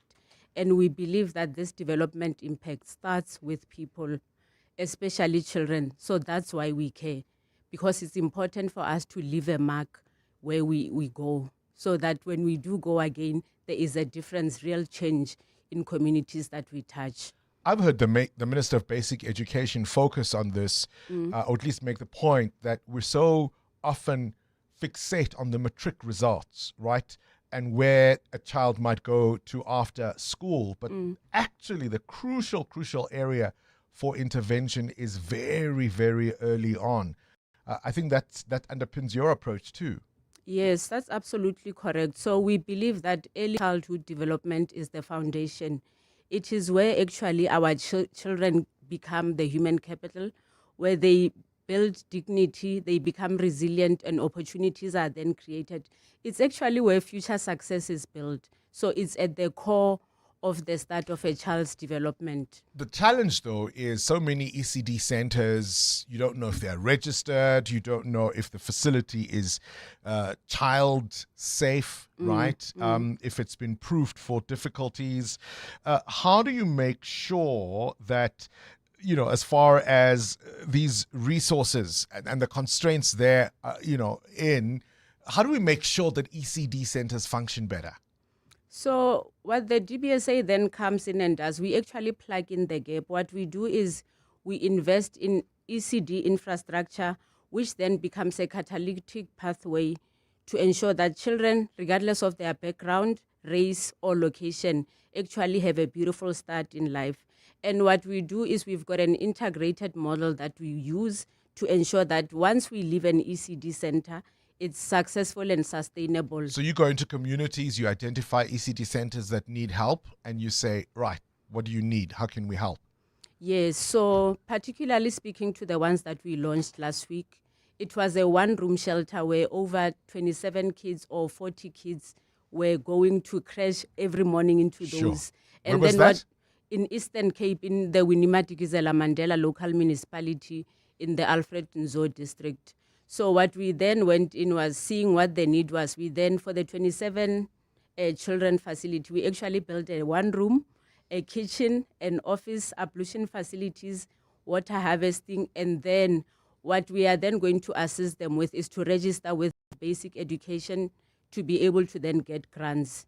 And in that way, they will then build sustainability. Infrastructure is obviously critical, but ECD centers need so much more. Hey, nutrition programs, for example, are crucial. Yes. So that's why it's important for the DBSA to actually partner. We partner with other service providers who are then able to bring a holistic approach to this ECD development. So that is not just a facility, but it's a community that is then able to thrive and ensure that the kids are well supported. You've got feeding programs? Yes, through our partnerships. How many ECDs are you looking after? So currently, in terms of our stats, which is our bragging rights at the moment, Brag away, over brag 140 away. ECDs Sure. supported, over 1 million meals provided, 2,000 health screenings conducted, Bongani, 20 center-based food gardens, and over 300 household gardens. So that's the development impact at play. I know you're a mom, and obviously this issue will be close to your heart personally. But is there a story in terms of some of your interventions that stands out as noteworthy, something that moved your heart, even though, of course, you're a part of making it happen? The one thing that I took away from the centers we visited last week was we actually all come from there. Yes, we've done well, we are in the cities now, but all of us, we are actually from the rural areas. So if we do not go back and plow back and ensure that the environment there is livable, it's safe for our kids, and they can thrive and they can learn, it does not make any sense at all. So it's important for us to then go back and ensure that our kids also get the opportunities that we never got actually. Sure. Just describe the center that you were involved in the Eastern Cape. I mean, what were the kids like there? Did you get a sense of being overwhelmed at all at any point, just in terms of the challenges they may face? Yeah, so Bongani, the kids were actually all gathering in one room. It's a shack. First of all, when it's raining, when it's sunny, it gets cold. When one kid is sick, you can just imagine how it affects all the others. How quickly it spreads. Yes. Yeah. So it was quite a dire situation, but it was also joyful to just see how happy those kids are, despite of the environment that they are actually in. And it's easy to focus, I imagine, on urban areas. They're easy to reach. Absolutely. You can boast about it, but to actually go to a rural area where perhaps not many people provide interventions, that's a special thing. Yes, that was quite special, I must say, because those overcrowded structures, community actually came in, they were singing. It was such a joyous and fulfilling experience for the DBSA to be part of this, because when we left, we saw that we are living a community that has been transformed. So we do hope that the legacy then carries on. You spoke about coming, or at least many of us even listening to this conversation right now, have some connection to a rural area in some way or another. Does it give you pride knowing that you are intervening, and possibly one day some of the children you are helping right now will become like Boitumelo? Absolutely. It's a dream fulfilled because I'm also one of those kids from the village. And I think in the DBSA doing this, they will also ensure that the kids grow up to become a Boitumelo of the future. I do look forward to seeing those kids actually coming through into the urban areas and taking on a Bongani's role and a Boitumelo's role. All right, so 140 ECD centers, over 1 million meals provided. Mm-hmm. What's next? What's the bigger vision? Where do we take this? How do we grow this? How do we scale it? So at the DBSA, we actually believe that if infrastructure is combined with the right support, it will become a powerful tool for breaking cycles of poverty, unlocking South Africa's future potential. So collaboration and partnership is key to ensure that we multiply this and ensure growth in the ECD space. Another corporate that cares, the Development Bank of Southern Africa. Boitumelo Mojapelo is the Chief Internal Auditor, joining us to tell us why they are a corporate that cares. 702 podcasts are on 702.co.za. It's 9 o'clock, and with that begins the Clement Manyatela Show. This is EWN. Good morning, I'm Sfiso Zulu. It's a developing story this hour. Gauteng Police Commissioner Tommy Mtombeni is this morning heading to the scene of another deadly mass shooting on the East Rand. Police Commissioner Tommy Mtombeni is this morning heading to the scene of another deadly mass shooting on the East Rand. 12 people were killed last night at the Jumpers Informal Settlement in Cleveland. 9 others were